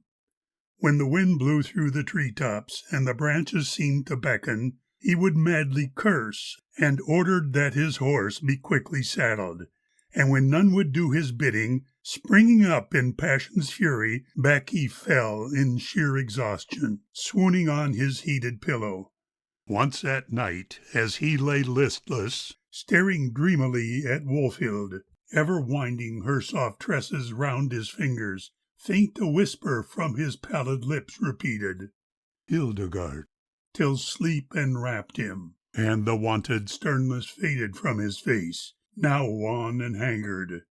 Tossing in a fitful slumber, he awakened, shouting wildly, calling by their names his wardens, with halloo and hunter's signals, urging on his dogs in anger. "Villa, seize the monkish vermin! Seek the peasants, monks and peasants! Seek 'em, they deserve no better!" And again the night watch waning, cold and sudden sweat perspiring beaded on his high white forehead. Low he moaned and clutched his covering, hard oppressed for breath and gasping, as in mighty throes he struggled, through his breast convulsive heaving, strained the words, "Ha! Woda! Woda!" All in vain the careful nursing of Wolfhilda and Agneta, and their scanty lore of physic, all in vain the zeal of Gerhardt, spending weary hours beside him, and the huntsman knew within him that relentless death drew nearer. Wolfhild, haunted by a terror lest her father die unshriven, with the church's ban upon him, rode forth early with old Bruno to the Valkenrida convent. She would see this stern-souled abbot, and upon her knees implore him to absolve her stricken father. All her wealth of patrimony she would willingly relinquish, and convey it to the convent. For herself the veil was destined, since the world would be but empty when her last support, her father, like her dream of love lay buried. Brooding, sorrowful, and silent, Gerhardt watched beside his master.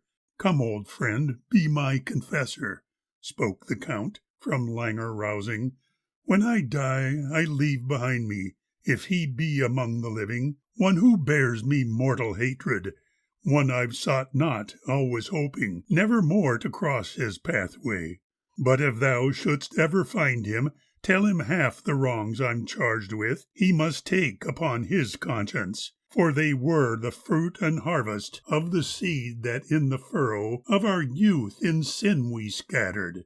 He is Egon, Count of Hordorf. On his scutcheon is a boar's head, and his helm bears horns of bison. We were oath-bound friends from boyhood, but we both set our affections upon Hildegard of Varberg.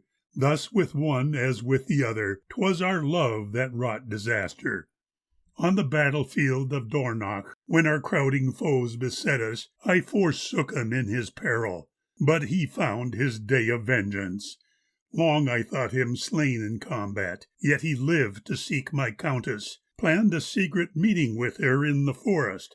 Gerhardt, Gerhardt, ever since e'en now I'm tortured by a mad desire for knowledge. Was her lily heart unspotted? Prostrate preyed upon by sorrow, flower-like she drooped and faded, and in dying whispers told me Egon lived, and that she loved him. Then her lips were closed forever. Oh, the torments doubt inflicted! Did her fever turn to madness, as the hand of death lay on her? Fearful thoughts and dread suspicions drove me peaceless from the castle, o'er the mountains, through the valleys, hoping still to wrest the answer from the wind, perchance, that ranges, like me, wildly through the forest. Hence I hunted, as if in the hearts of victims fallen by my spear or arrow I could find the secret hidden. Madly roving, never sated, chase and hunt must I continue, else I perish, and thereafter still go hunting, ever hunting.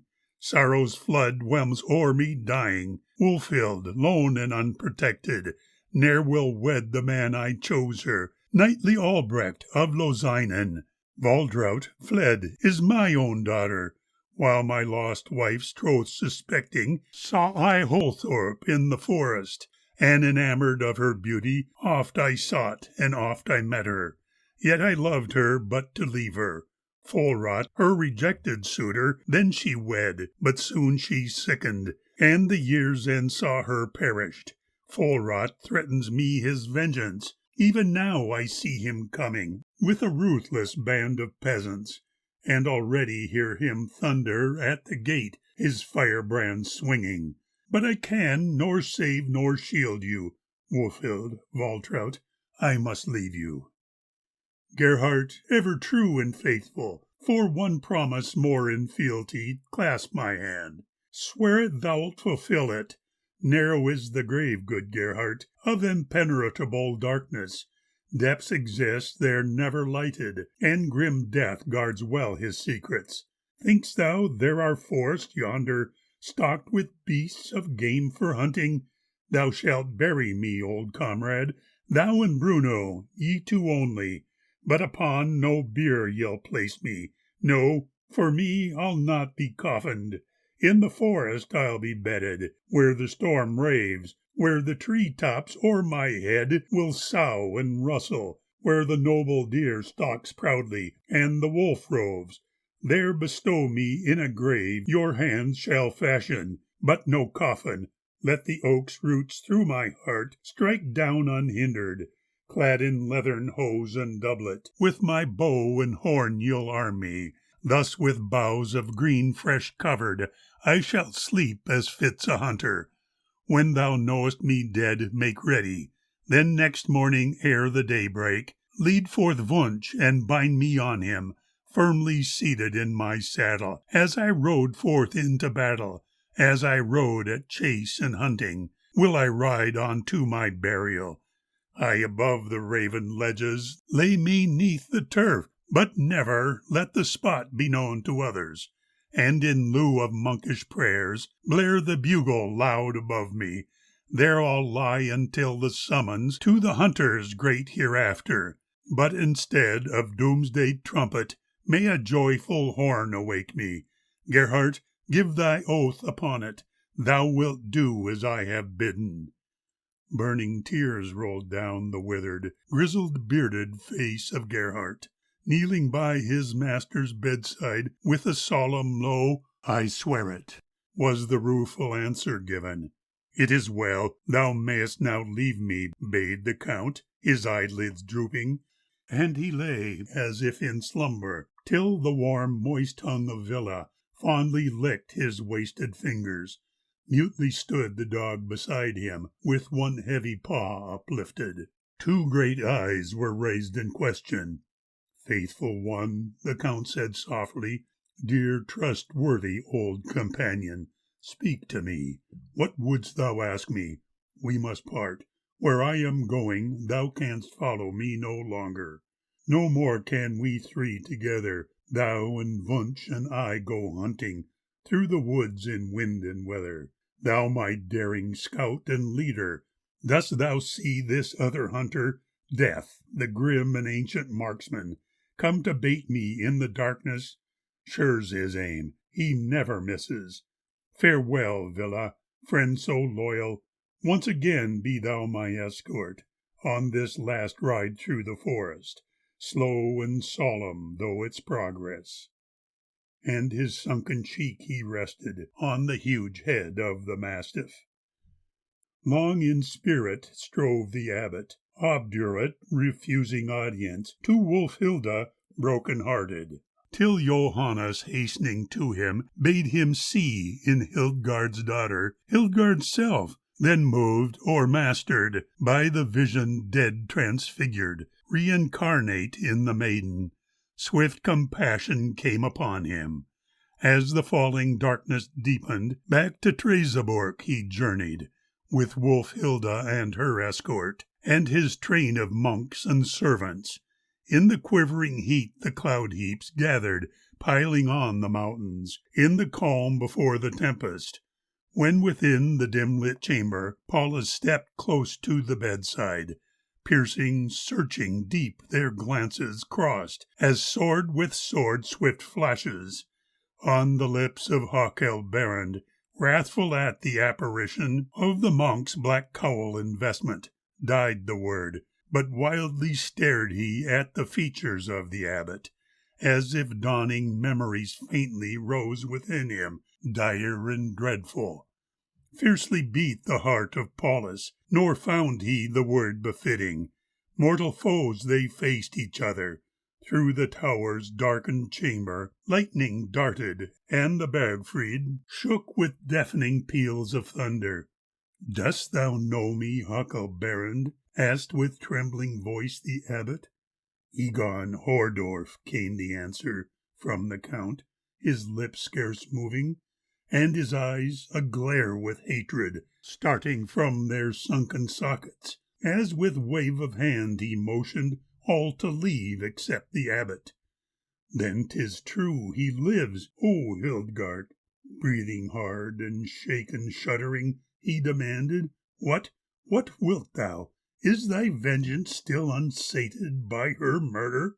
Now must needs thou hear my last few hours embitter, since I lack the strength to slay thee, lying helpless on my deathbed. Hours weighed against a lifetime, Paulus cried in solemn anger. Could thy last hours ever cancel all the woe thy treachery brought me? Leave the dead in peace, for other, weightier business brings me to thee.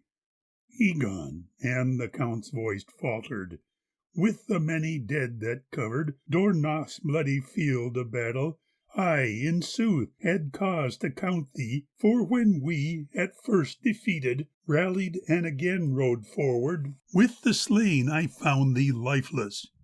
Yea, and happy at the riddance of a rival thou didst leave me, when beset by hostile halberds. And again, when I lay bleeding, didst thou speed away unmindful of thy friend, and e'en the service do his body. Home to Hildgard didst thou fly, to hope ere clinging that, thy perfidy succeeding, I had perished with the many. Flushed with fury, Huckleberry strove to answer his accuser, but in impotence sank backward. Whistling wind shrilled through the darkness, floods of rain beat at the casements, and the night was rent with thunder. Mustering strength, the Count demanded, What has caused thee now to seek me? What dark purpose brings thee hither?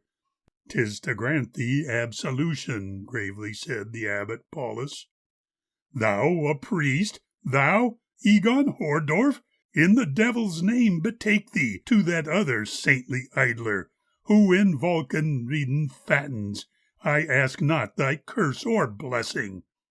Huckleberry, here before thee stands he whom thou now revilest, Paulus, Vulcan Reden's abbot. Thou, what? Thou the meddling abbot, who our hunting strove to hinder? Why didst thou contrive, thou trickster? I admire thy craft to borrow heaven's cloak for thy dissembling. And the Count's wild jeering laughter chimed in with the rattling thunder. Thou hast like the wolf in sheep's pelt, 'neath a cowl slunk round and striven to outwit my wife and duper, thus on me to wreak thy vengeance. 'Twas but once that I met Hildgard, soon thereafter death released her. Oh, I want the truth, thy oath must stop. Too much I dread the answer, nor can oath of priest be trusted. I came here to bury rancor, grant forgiveness and absolve thee from thy sins, for it is urgent that thou make thy peace with heaven. Thy allotted time is fleeting. Half my sins, the knight retorted, thou must carry on thy conscience, for 'tis thou who hast provoked them. As for heaven, I renounce it. To you worthy priests and abbots, be it yours to wrangle over, as has ever been your custom. Knowest thou aught of heaven's kingdom, Egon Hordorf, learned prelate?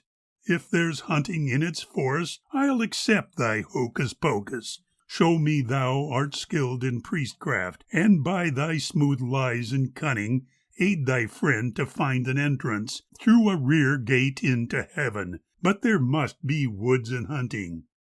Heedst thou not the Lord Almighty speaking in his voice of thunder as he summons thee to judgment? Come, announce me. Say a hunter, nobly horsed, demands admittance. All the hunting rights in heaven he would lease for life eternal. He'd agree fresh game to furnish for the Lord's supernal table, with its seats for saints and angels, and you, priest, if you're admitted. But what else there is hereafter, bliss of soul, delight, and rapture, let him keep to spice his drink with. Through the night again flashed lightning. Ghastly grew the Count's wan features, as for breath he gasped and struggled, while the thundering tempest bellowed. Pray, oh pray, thy end approaches, Paulus urged with cross uplifted. Pray, for what? To whom, thou ranter? I'll not pray but hunt. Ho, hunting, hear'st thou? Chase and hunt forever. Yet perchance, yea, here's a prayer. Mighty God, O deign to grant me that in thy celestial forest, through eternities unnumbered, I may revel hunting. Mark my words and heed me, ancient, or from thy high throne I'll shoot thee, as erewhile thy son's frail image from the cross I dashed to atoms. This the notice that I serve thee, this the amen to my worship. Art thou now contented, bigot? Lord, forgive him, cried the abbot. He is mad with death's wild frenzy. There is not he need forgive me. It is he who needs forgiveness, as with his dull death he balks me of my sport within the forest. Hunt I will hunt, I tell thee. Yea, though damned, I'll hunt forever. Paulus turned and cried in anger, Ended is my long forbearance. Be thou damned, then, damned forever, and go hunt until the doomsday. Thank thee for thy blessing, Paulus. As the Lord's anointed, surely thou canst intercede and help me. Huckleberry mocked and shivered. Hunting, hunt for aye and ever. Halloo, ho, ho, ho. Half upright he had risen when the chamber burst aflame with dreadful lightning, and the walls of granite trembled with the crashing roar of thunder. Voda, ho! cried Huckleberry, and fell dead upon his pillow. End of chapter 11. Chapter 12. To the Grave. On fallow deerskins softly bedded, attired and armed as for the chase, half covered o'er with twined myrtles, reposed the last of all his race. He firmly clasps, as were he living, his crossbow, oft with prowess borne. The hunting knife beside him rested, and on his right his ivory horn. A rare and lustrous jewel sparkled, upon the golden chain it crowned. A wreath of freshly gathered oak leaves about the silent head was wound. Thus lay the prince of chase and forest, the hunter brave whom naught withstood, who in free nature's breath rejoicing, with willing band had rove the wood. His dark stern eyes were closed forever, that flashed as if with fire aglow, when searching sky or tangled thicket, he flung the spear or drew the bow. Upon his furrowed brow there struggled grim death in his resistless might, with ominous and hopeless terror of unappeased and horrid night. No sweet repose here reigned supremely, no new-lit glory found a place that told of blessedness hereafter on this unyielding marble face. Upon this form, to dust returning, stood out relentless force of will, and mirrored in those rigid features a burning passion smouldered still. Around the mouth that scoffed at heaven there lingered sullen scorn unchanged, as if in anger dumb yet vowing on death himself to be avenged. Thus lay he in the tower chamber, and Villa, truest of his kind, crouched near to hold the solemn death watch, nor call nor chiding did he mind. The abbot tarried in the castle, for he was loath to leave Wolfhild, and full of pity for the orphan, her grief with soothing counsel stilled. A trusty friend he'd be her escort, when lo the count lay in his grave, to lead her to the maiden's chapter, that for her peace best promise gave. He spoke not of the curse inflicted upon her father ere he died. Agneta, though, had slyly listened, and heard the blessing said to guide their master past the gate of heaven into the woeful place below, and by her tongue once fairly started, the secret was like tracks in snow. One softly told it to another, who deemed it true and told again, till like the wind it swiftly circled afar o'er mountain, dale, and plain. So came the night of his last mounting, and ere the birds our slumber freed, Within the castle court the hostler stands ready by the saddled steed. O Wunsch, thou oft hast pawed the cobbles impatiently before the ride, while waiting for thy master's greeting, the music of his spur-clad stride. How often hast thou borne him safely, impetuous as the north wind free. The bridges thundered in the valley, along thy track shook every tree. Today he mounts a silent rider, and slow his pace, thou'lt feel no spur.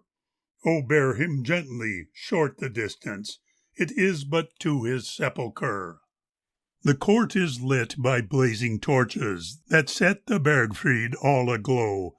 Around are ranged the castle inmates, whose downcast looks deep sorrow show. By two, the eldest in his service, the count is carried through the door. He who could vault within the saddle is lifted up to ride once more.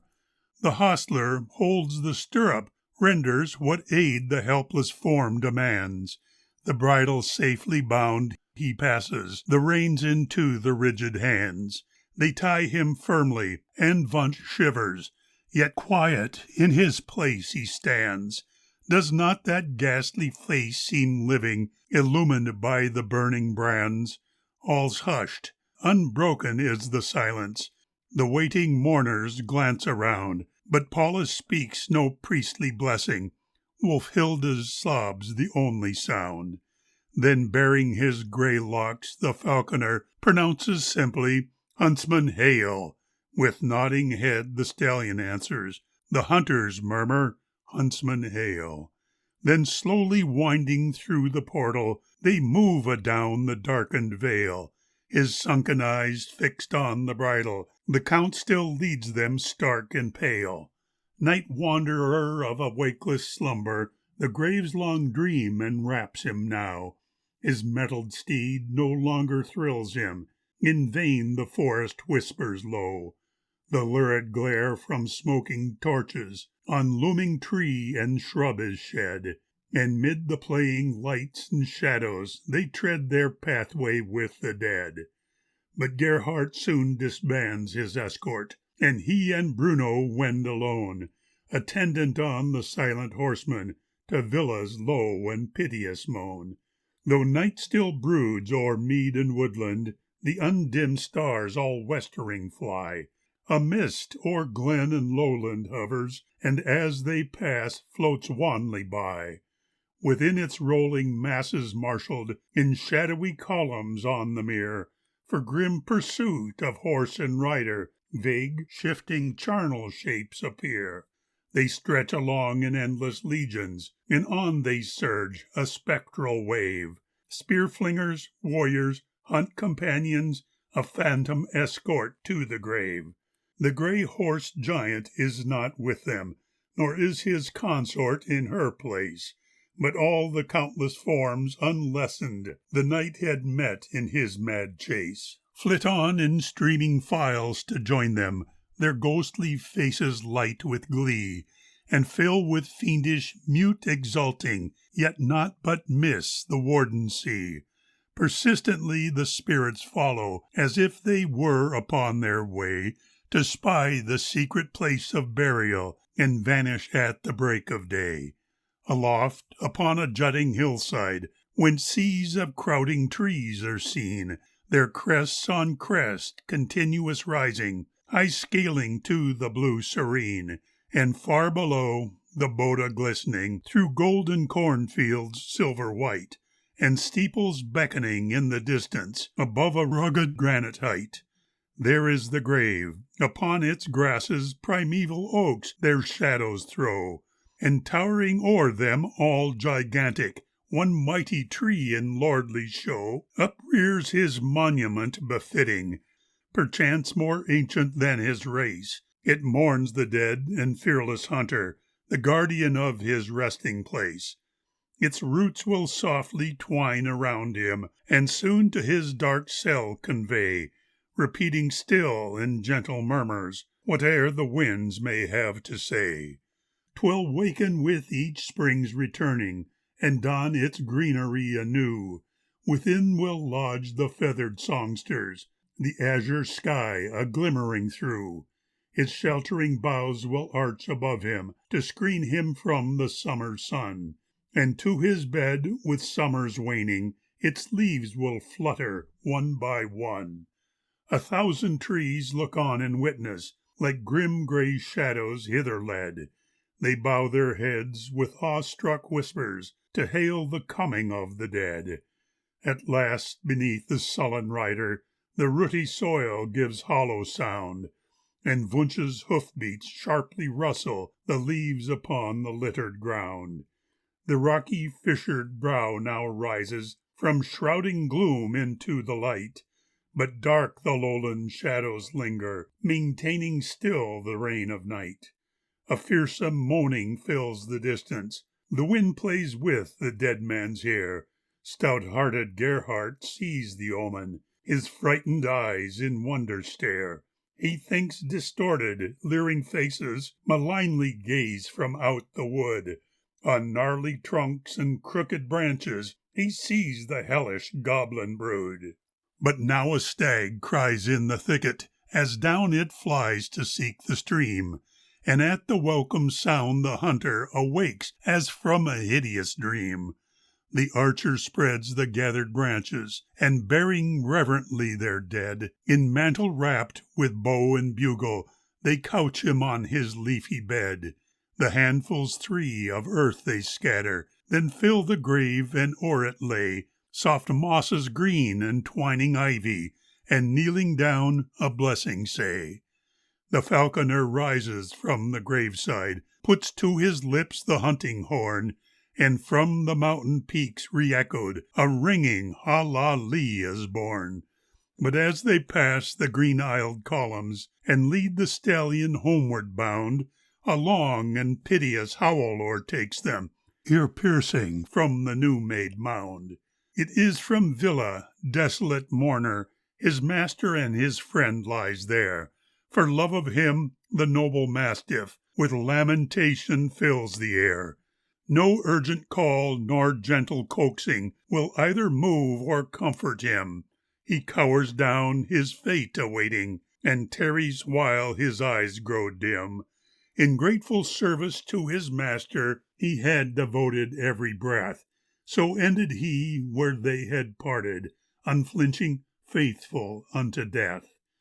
Day breaks anew, and all its splendor upon a gladsome world is spent. Above the wreath of green-clad mountains spreads out the blue celestial tent. Lone on a rocky crest uplifted, where sunshine beats and tempests rave, there lies, above the restful valley, the forest-guarded hunter's grave. End of Chapter 12. Chapter 13. The Storming of the Castle. Crisp and chill, the air of autumn steals upon the shores of summer. Balmy zephyrs play no longer through the flowing, billowy foliage. Boughs are tossed by whirring breezes, and the limbs creak, snap, and clatter as the shuddering winds drive through them. Whirling leaves, frost-browned and crinkled, through the air drift scurrying downward, and the shrubs, smooth-stemmed and barren, blaze with clustered scarlet berries. It was eve, and fires glimmered in the valley of the Boda. Round the flames lounged lawless peasants, roasting kine and calves, late pillaged from the convent Himmelgarten, quaffing wine, the monk's rare vintage, throwing dice for sacred treasure, singing loud in ribald ditties.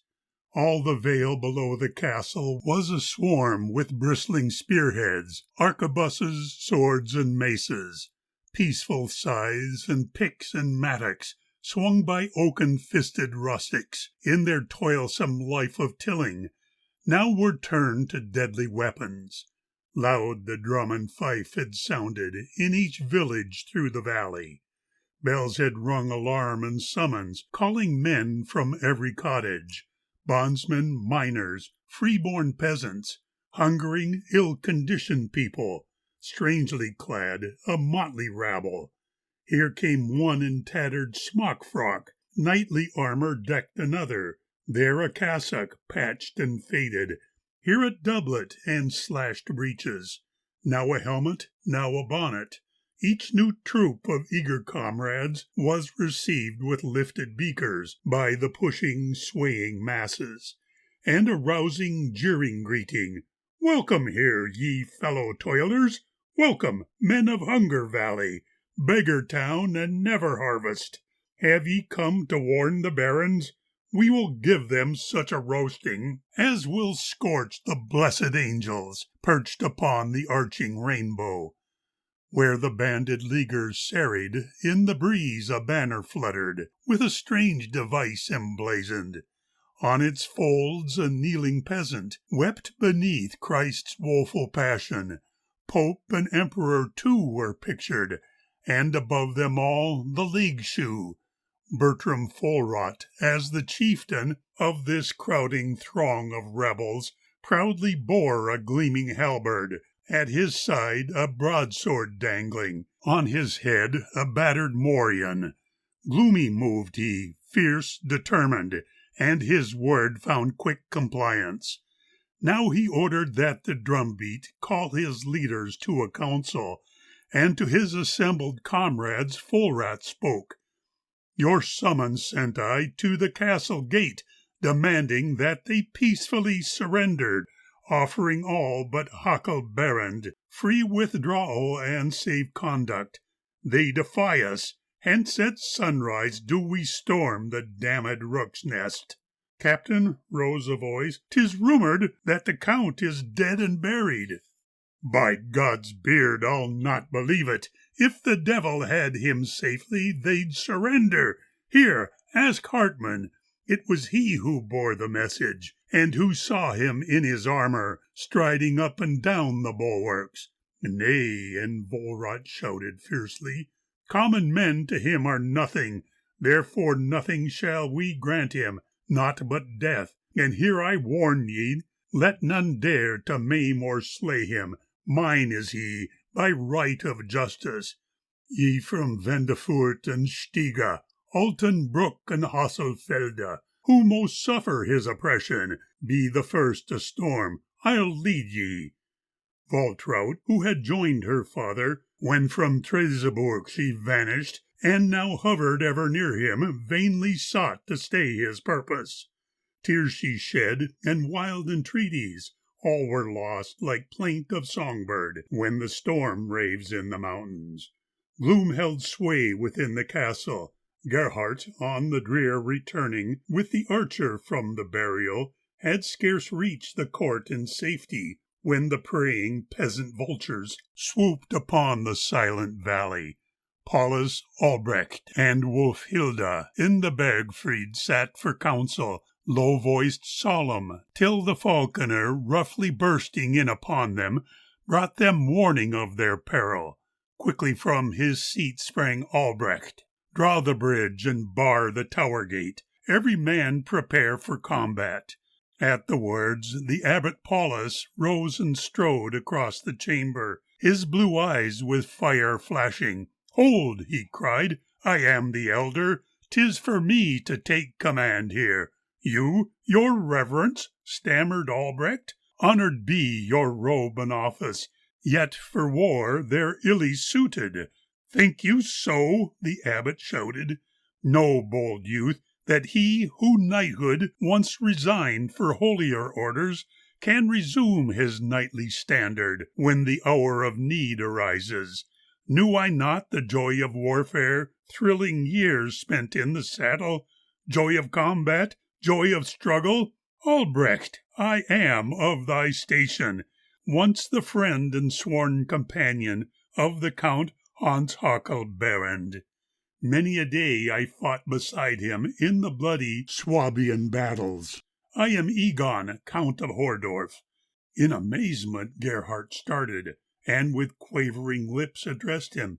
You, sir? You are Count of Hordorf? Then for you I have a message, that my lord, as he lay dying, on my oath bade me deliver. I have seen him, Gerhardt. Silence!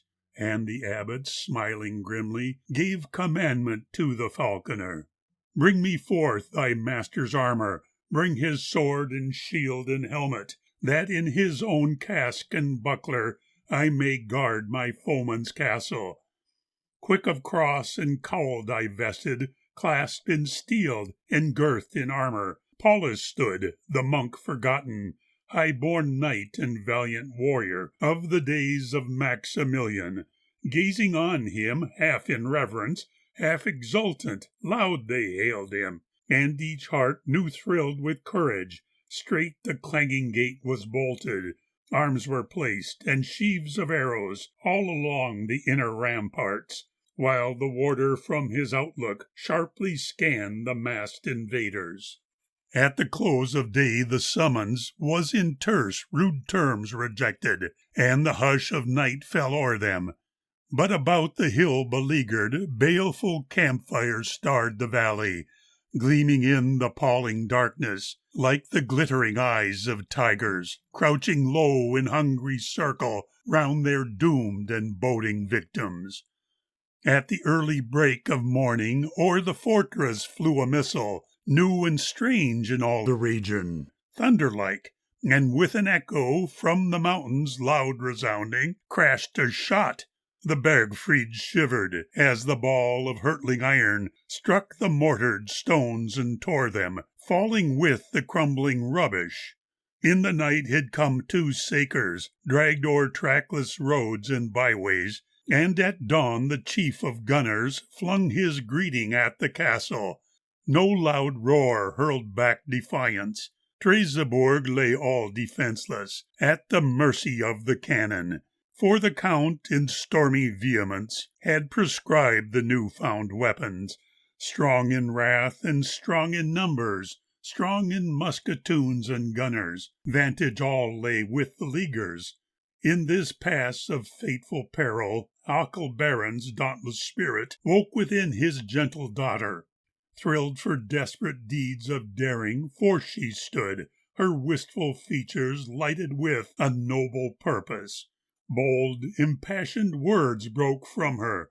Hearken ye, my friends and liegemen, I shall join in battle with you 'gainst this cruel horde of peasants. I am Wolfhild, name heroic, slayer of the savage wolf brood. Early did my father teach me well to aim the hissing arrow, yea, the glancing spear to brandish. Oft I've donned the steel-linked corslet, worn by her, my great ancestress, whose brave deeds still live in story. Let me fight, and if I perish, be it, so it be among you. All aglow, her bosom heaving, straight and lithe she stood intrepid. Hordorf spoke with quick decision. Lady, no, where men do battle, you have neither place nor duty. Take you all the maids and women, and seek shelter in the Bergfried. There rely on help from heaven, and on us, whose strength unfaltering will beat back this brutish rabble. Wolfhild, silent now and wavering, looked at Albrecht, supplicating. Wonderingly he gazed upon her, gentle were his words and tender. Wolfhild, heed him as you love me. Hot and deep the mantling crimson flushed her throat and cheek and forehead. Down she dropped her quivering lashes, swaying with a sudden faintness. As you love me? As you love me? Low her throbbing heart repeated. Did my eyes misprize his coldness? Has his love thus spoken to me? And a new hope rose within her, though no word of lip betrayed it, as she turned and joined the maidens. Once again a knight defender, Hordorf gave forth hurried orders, and assigned to each his station, while the host of howling peasants, mad with lust for blood and booty, swarming forward, swept on headlong. Balls and arrows whirred and whistled, raucous jeers and shouts defiant rose midst crash of arquebuses. In the vale, between long pauses, loud the iron cannon thundered. Little space for daring onslaught did the causeway dole the Leaguers. 'Neath the grim portcullis tower, halted by the trench, the peasants rolled down trunks of trees and boulders, spaded earth piled high within it, and to gain the fatal hillside, men below, fast rushing forward, men above drove to the slaughter, till their broken ranks were daunted by the scores of dead and wounded. Back they fell, their sakers muffled, and the archers on the ramparts thought the fierce assault abandoned, cooled their heated brows in resting, gulped deep from the rimmed tankards that the monks filled in the cellar, till again the battle thundered.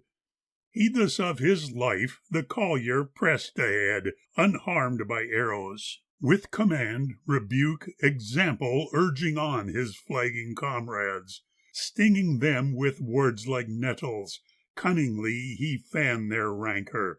Forth they dashed in reckless onset, laying hold of stones and branches, litter and the battle's debris, thus to fill the moat before them. Then they hurled a hail of missiles in blind fury at the castle. Aiming calmly, the beleaguered rarely missed their hated targets, for the doughty hunting comrades, with the abbot and his servants, were adroit and clear-eyed marksmen. Ludolf, leading from the rampart, suddenly withdrew his arrow from the bowstring. Far below him, from her shelter on the hillside, Waltraut's loving eyes had called him. "Ludolf," Gerhart cried out sharply, "go thou to yon lower turret, where thou canst not see thy maiden, and let Felton here replace thee." Scarcely had they changed their stations when a shrieking ball of iron tore the battlement beneath him and laid low the luckless hostler. Blazing in its wake, a firebrand struck the high-perched wooden birdhouse. Through its roof the flames burst fiercely, and a dense black smoke curled upward. Loud without the foe exulted. Folrat hushed their shouts and bellowed, "Yield ye now, Hans Huckleberend!" "Never!" roared the warrior abbot.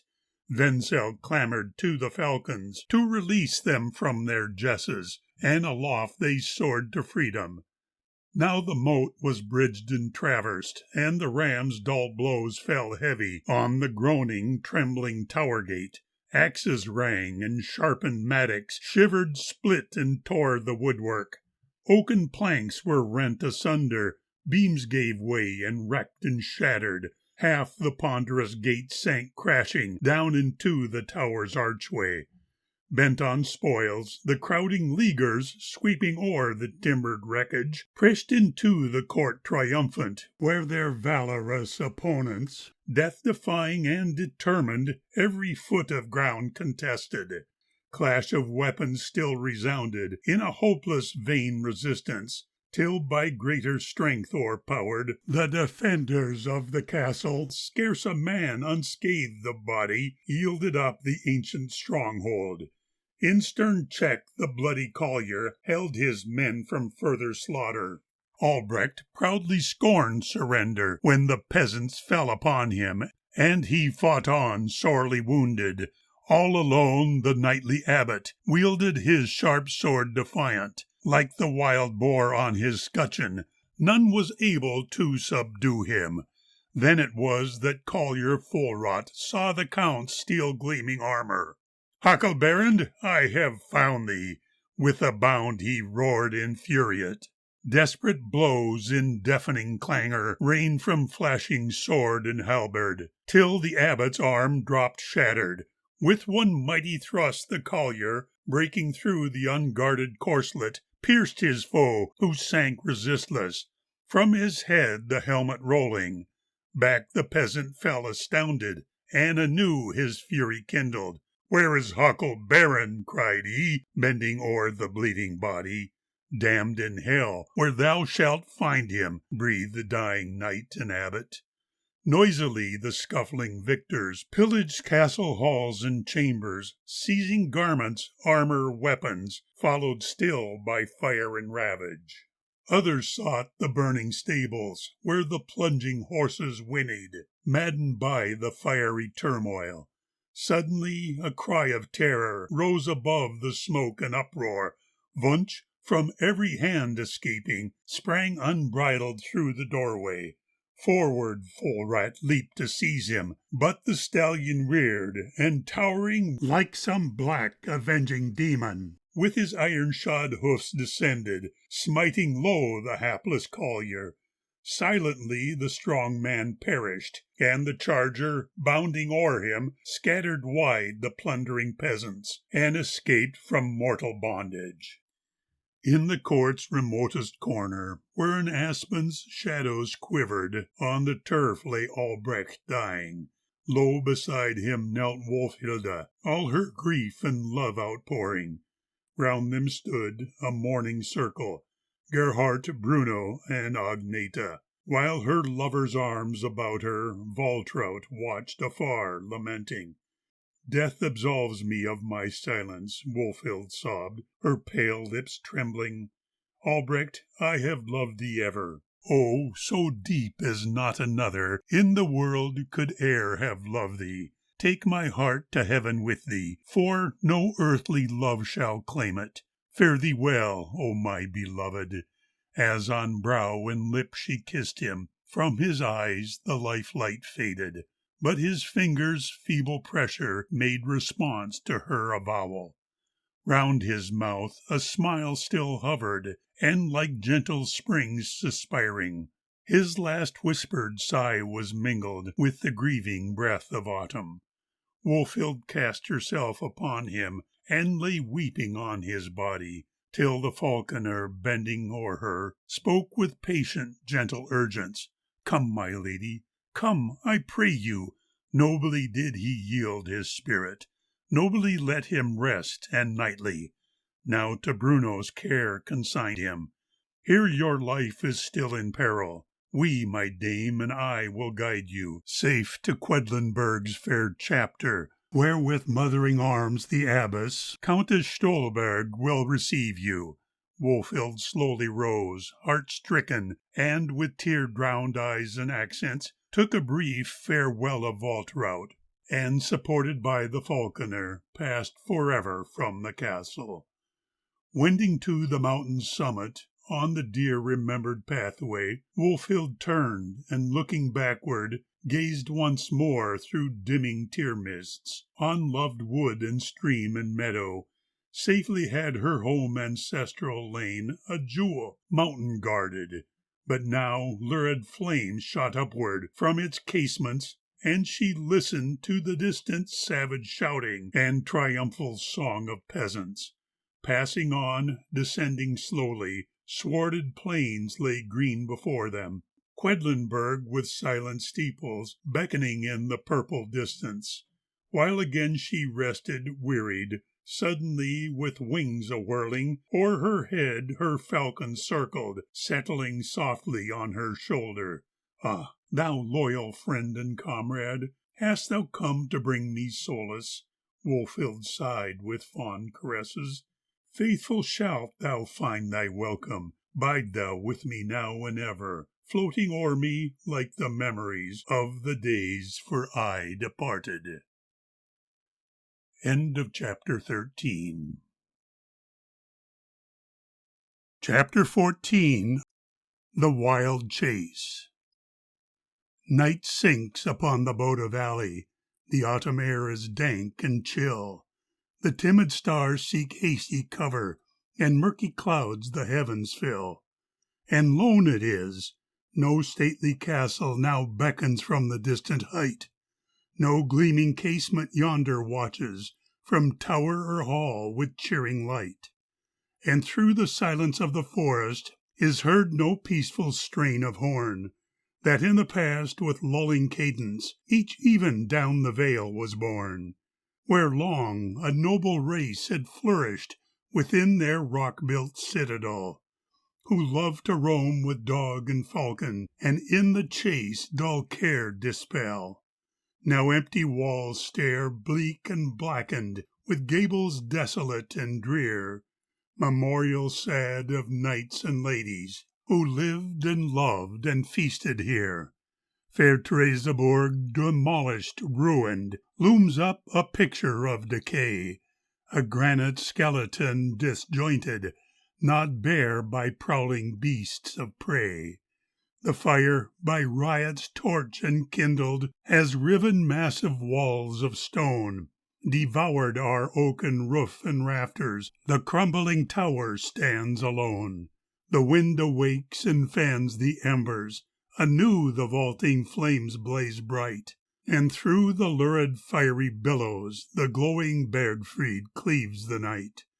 Now smoke enwraps the smouldering ruins, its velvet cloak the havoc shrouds, till like a sable plume it rises, and floating, curling, meets the clouds.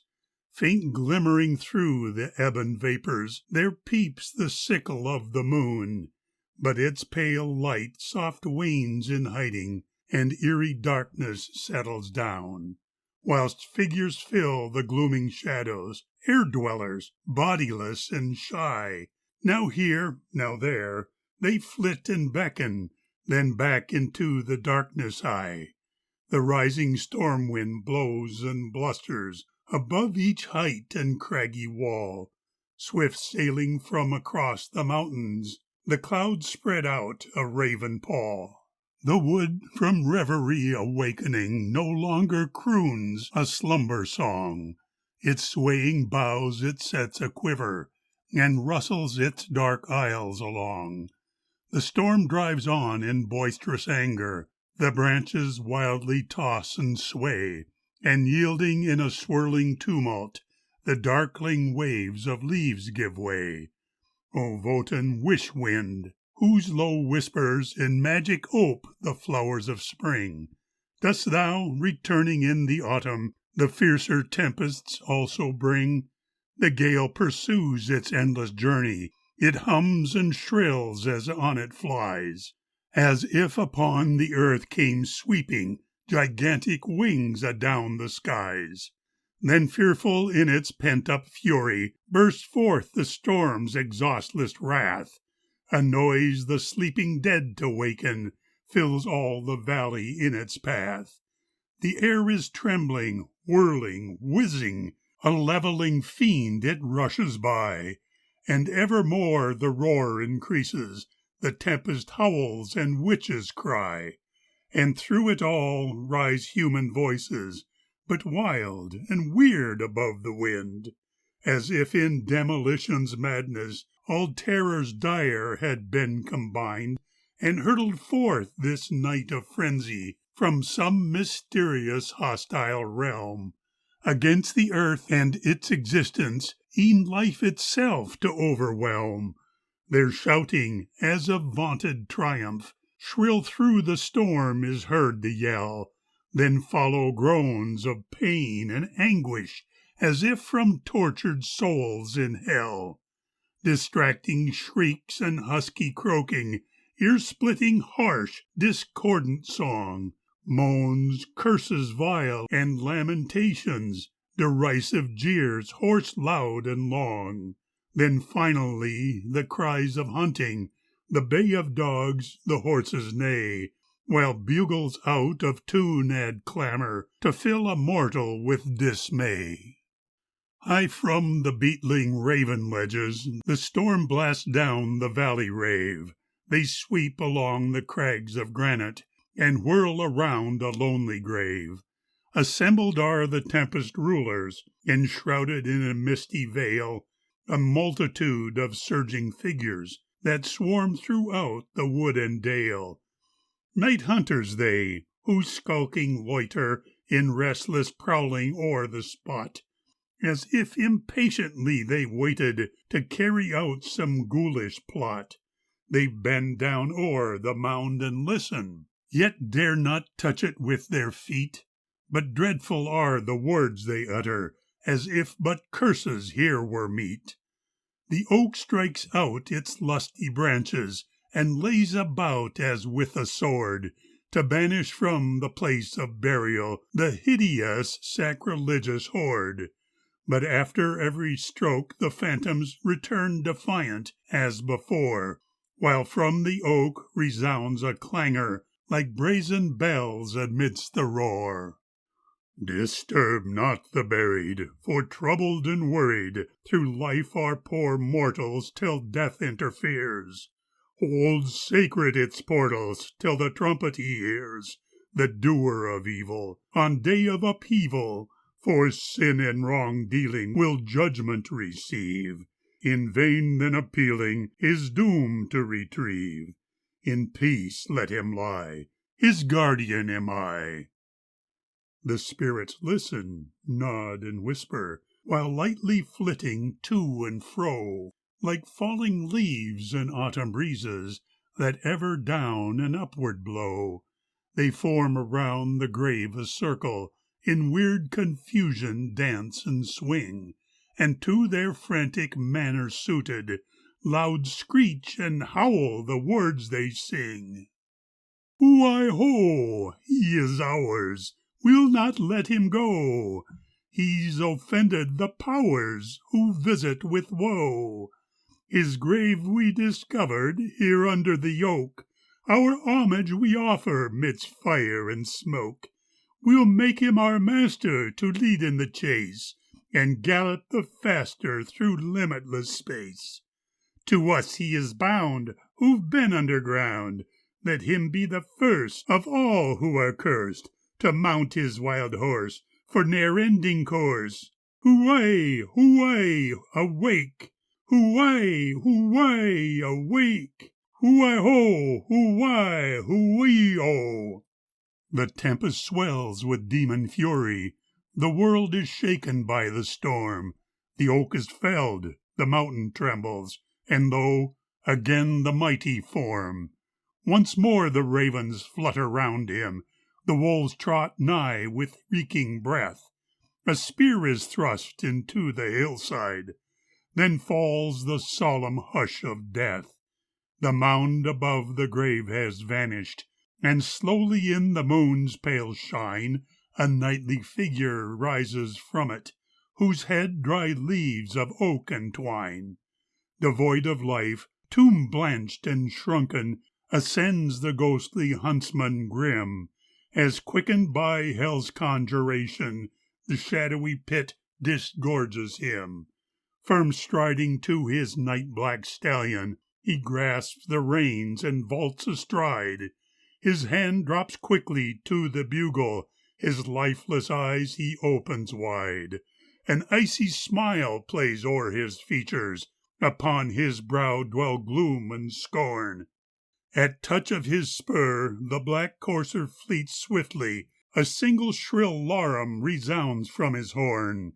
Onward he dashes, and after him snorting come storming and ravening from glen and from glade, from out the dense thicket, from rocks and deep caverns, from clouds that float by, a most dismal parade of spectres on horseback, of graveyard companions, of outcasts and perjured in villainy dyed, with knives and with cudgels, with crossbows and lances, in armor and jerkin and bare shaggy hide. The tortured, beheaded, racked, flayed, and dismembered, with limbs out of joint, with their necks wrenched askew, with skulls that are grinning, and slashes wide gaping, malefactors and felons, a horrible crew. The nags that they ride are rough-coated and frothing, and drivelling curs at their heels fiercely tear. They sling and hurl stones, and they shoot with their crossbows, but missiles and arrows fall short in the air. They scamper and gallop, race, struggle, and jostle, as if by avengers relentlessly chased, fast whirling and reeling, and rushing and crowding, a villainous rabble in maddening haste. They turn now and twist, like a scaly-hued dragon that wiggles and stretches an endless long tail, and belches forth flames and hot sulphurous vapors, with screaming and brawling, great clamor and wail, as if the strong portals of hell had been broken by legions of demons their freedom to gain, or like a wild avalanche cleft from a glacier, that crushing, resistless, bounds on to the plain. At gallop now charges, with flourish of trumpets, the huntsman recalled from the chamber of death, still guiding the cohorts that follow behind him, with game madly flying and panting for breath. He towers o'er them all with the brow of a monarch, the chief of the mountains, the ruler of night, who feared neither angels, nor man, nor the devil, and rides as when living in reckless despite. Ho! Hunting forever! He stands in the stirrups, blows into his bugle, and swings his long spear. With reins hanging loosely, he dashes off wildly, and leads his rough hordes in their gruesome career. Aloft in the track of the eagle they follow, veer round to the castle in mad plunging flight, and circle the hill and the smouldering ruins, and pitch in the gulf of the dismal dark night. Then fades out of sight the ineffable terror, its echoes still lingering as onward it flies, now louder, now lower, now turning, now winding, until in the distance it finally dies. Peace settles again, and the soft sighing breezes in cadences soothing the tumult bemoan. They sing of the harvest, of acorns and berries, of birds and the flowers, all withered or flown. But listen, the turmoil and din is returning, and fast reapproaches the chaos and roar, in unlessened horror the hillside ascending. The menacing knighthood comes storming once more. Midst luminous showers of sparkles and flashes, it sweeps around tower and tottering wall, then vanishes, wailing, in darkness and shadow, the furious chase with its leader and all. The clouds in banks of tranquil splendor float calmly like a broadening stream, and golden on the deep blue heaven the stars with burnished luster gleam. The wood in nodding boughs still whispers of Voda and his conquering might, and gently lulled to dreamy silence, it sleeps upon the breast of night. Es grüne die Tanne, es wachse das Erz, Gott schenke uns allen ein fröhliches Herz. End of chapter 14. End of The Wild Huntsman, A Legend of the Hartz, by Julius Wolff, translated by Ralph Davidson. Read by Phil Schempf.